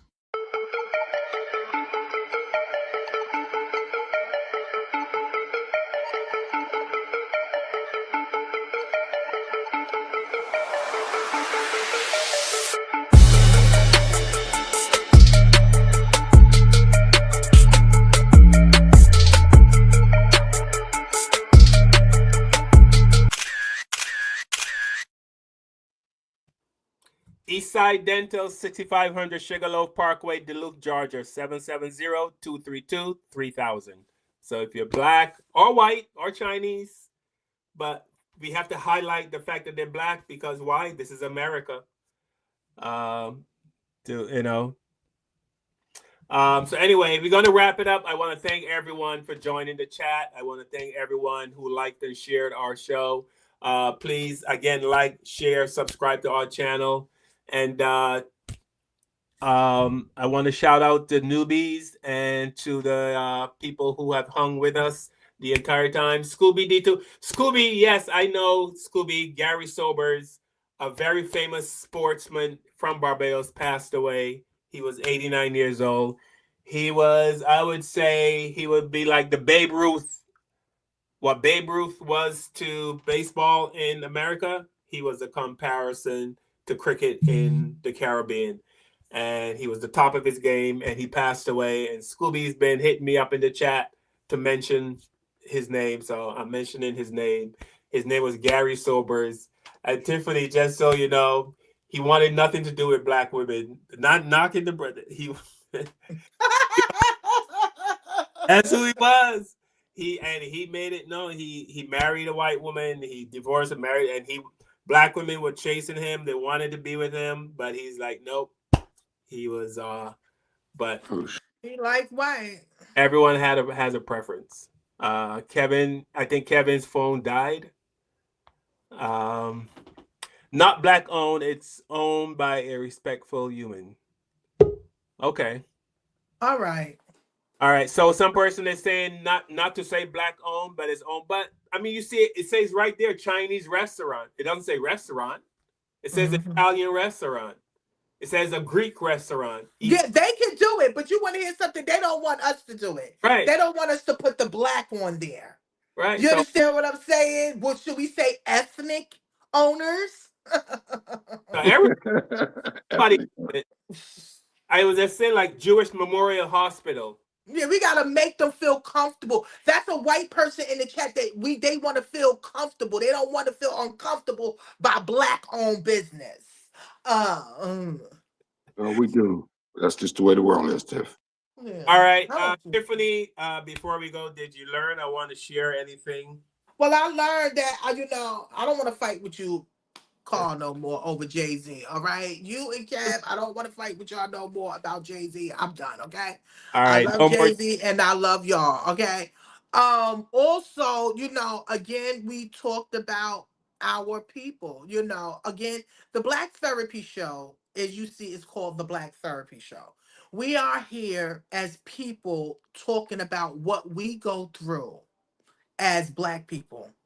I ain't gonna say the N-word, Negroes, okay? Now maybe I feel comfortable with Negroes. This is what Negroes go through. But this is what we go through every day, and we talk about it. This is our therapy. So please don't think that this is something that we're hating on white people, or we are starting racism, or we are racist. No, we're far from it. We're just having the conversation that is going on today, and especially dealing with Black Americans. We appreciate every single one of y'all that do chime in, watch us, and at least, let us know how you feel, because we need to have these conversations.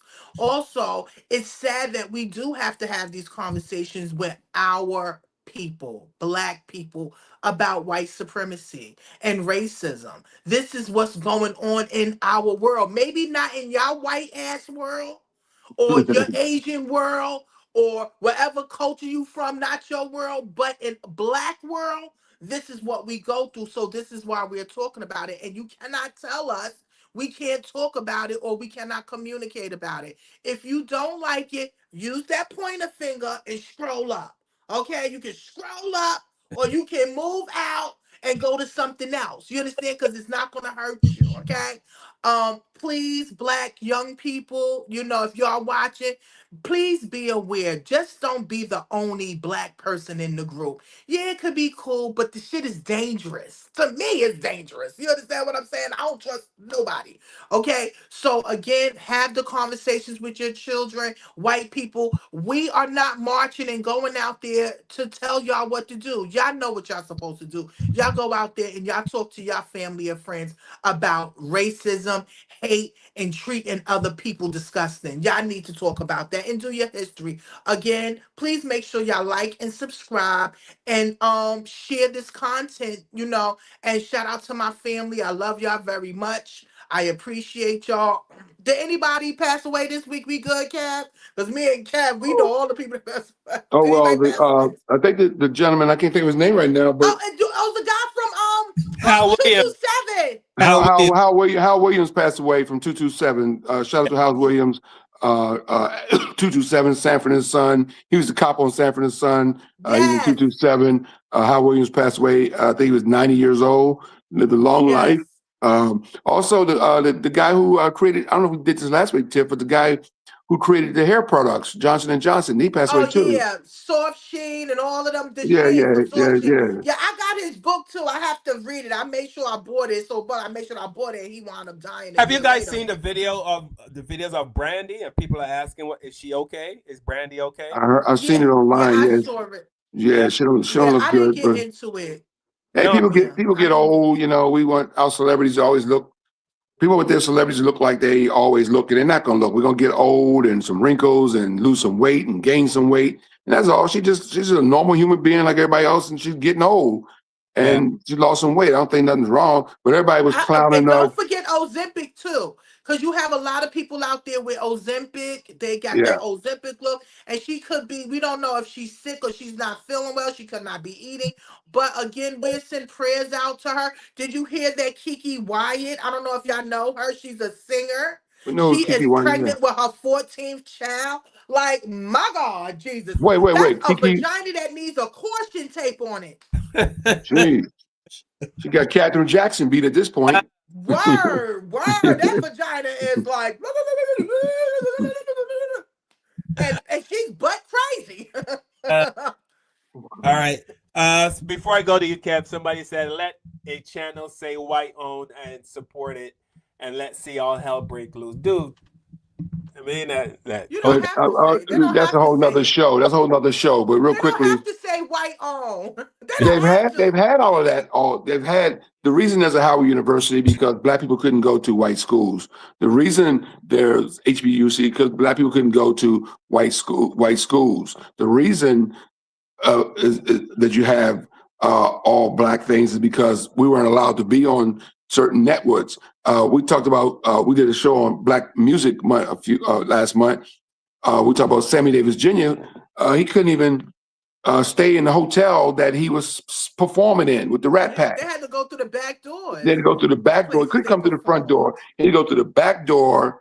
He couldn't eat in the restaurant. He couldn't go. He couldn't even the hotel he was staying in Vegas. He wasn't allowed to go into the swimming pool because of his skin color. This wasn't like 100 years ago. This was in the 60s.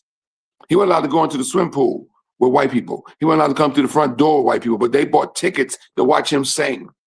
You understand? So let's not be naive. Like, yeah, the reason we have this stuff, BET, which was black owned at one point, BET, is because MTV wouldn't play black artists. Yeah. MTV back in the 80s was a huge thing. Music videos was huge. And David Bowie, they wouldn't play Michael Jackson, they wouldn't play Prince, they wouldn't play any black artists on MTV. And David Bowie went to Bowie, I think I said his name right. He went to the executive. He says, if y'all don't put Michael Jackson on, then don't play my music. And then they played Michael Jackson music videos, and it ended up making the station billions of dollars because Michael Jackson became a phenomenon, and people tuned into that MTV just to see Michael Jackson for decades, and that made the station. Their racism almost cost them billions of dollars. They didn't want to play black artists, but then Tina Turner, and Michael Jackson and Prince became some of the most popular artists that would be on that channel. So that's why we had the Negro League. Why did we have the Negro League in baseball? Because black men weren't allowed to play in the major leagues. But then once the white people started seeing that the black baseball teams stadiums were packed and they saw how great those players were, they said, oh, let them come play with us. So then they made Jackie Robinson come over to the major leagues, which followed more black players start coming over. And then that killed the Negro League from being in existence. So that's why we have these things. So yeah, ABC has always been white. NBC has always been white. CBS has always been white. They didn't have black shows. The Jeffersons and Good Times, those shows came on in the 70s, but before that, were there any black shows? Nope. How many black shows have you seen on TV that was just all black cast back in the 70s and even the 80s? So come on, man, stop that. You really think that those people don't know all that stuff you just said, Kev? You think that you really think they could be born in America and not know? Is that possible? It is possible because they don't understand that Black people couldn't go to Harvard, So we had to put our own colleges together, Maybe they don't know, Carl. Maybe they don't know. I think they do know that Black people couldn't go into restaurants, had to drink from different water fountains, and had to sit on the back of the bus. They couldn't sit on the front of the bus. There was a famous thing where Motown artists were so big back in the 60s, but when they performed at nightclubs or theaters or whatever, there was sections, the Black section and the white section, because white people didn't want to sit and watch these Black artists with Black people. Like, you want to go see the Temptations, but you don't want to sit with Black people to watch the Temptations perform. This shit need to be studied. It's the dumbest We thing. want to give a shout out to Pippi. She mentioned the Ed Sullivan Show. And Yes. Ed Sullivan was one of the he's what you call him, like a TV guy Yes, that yes. put so many Black Black artists people on, yes. on the map. And this is for my grandmother, during her time. Shout out to Ed Sullivan. That they put on so many Black artists. So yes, we give a shout out to Mr. Oh, by the way, I Sullivan. think Netflix did a special A on documentary, on Ed Sullivan. I haven't watched it yet, but yeah, I heard it was very It's good. great. Yeah, It's great. You should yeah, I might see have it. watched You that. and Carl. I might watch it Anybody, if tonight. y'all want to see it, please watch it. The Ed Sullivan documentary talking about how he opened up doors for Black artists and bringing Yeah, them on their platform. It was definitely a good show. I would check that out. Yes, thank you, Tiff. Yeah. So, I mean, that's the only reason why, Carl. 'Cause they may not know, they don't know the age of this person, and for him to say something ignorant like that, like, if there's an all white to be hell to break loose, like, really? Okay. All right. Was that your in the show wrap up, Kev, or do you have? I just want to say on the Jay Z thing, Jay Z is sporting the afro right now. Looks good. The afro's gone. The afro's gone? Oh, so you must think keep up. You over there popping shit about the daggone freestyle, and you didn't notice that Beyonce shaved his hair off in the Yankee Stadium. No, because he had a Yes, baseball he's cap. back He had a to baseball Jay. cap. Tiff, he had a baseball cap on. He had a Yankee cap on, so that's why I didn't notice. He cut it. He cut it. It's Okay, gone. I thought he made it padded down because he had his Yankee cap on. Okay, so he cut it off. They put it. That was the beginning of his concert. They showed Beyonce shaving his hair off in the stadium. I boycotted all of that. My bad. Yeah, all right. Well, I love you. I gotta take my auntie downstairs. I love y'all. All right, bye. Pat, you see, you got me here long, Carl. You think you slick? I love y'all. Bye bye. Love you too. All right, peace and love, everybody. See y'all next week. All right, we're gonna wrap it up again. I want to thank everyone. Shout out to all the people in our chat. Please like, share, subscribe. Pippi, please like and share. Tell all your friends about us. TC Mitchell, let's start getting some brothers and sisters up in the chat and on the show, because these white people are coming for us, as they say. They're Hey, we're gonna take Ty Barnett back on too, man. Yeah, he's doing his own thing right now, but yeah, he's busy doing his own thing. But we'll get him to come back on, man. Yeah. I sent him a couple of text messages. I don't know if he changed his phone or what, but I'll try again. Okay, man. Where's our boy Information, man? He didn't vanish like David Copperfield. I ain't seen him in a mount either, man. So yeah. All right, everybody. We love you. All right, bro. Peace and love. Information, man. Check in with us, man. All right. All right, everybody. All right. Out. All right. Bye. Bye. See y'all next week.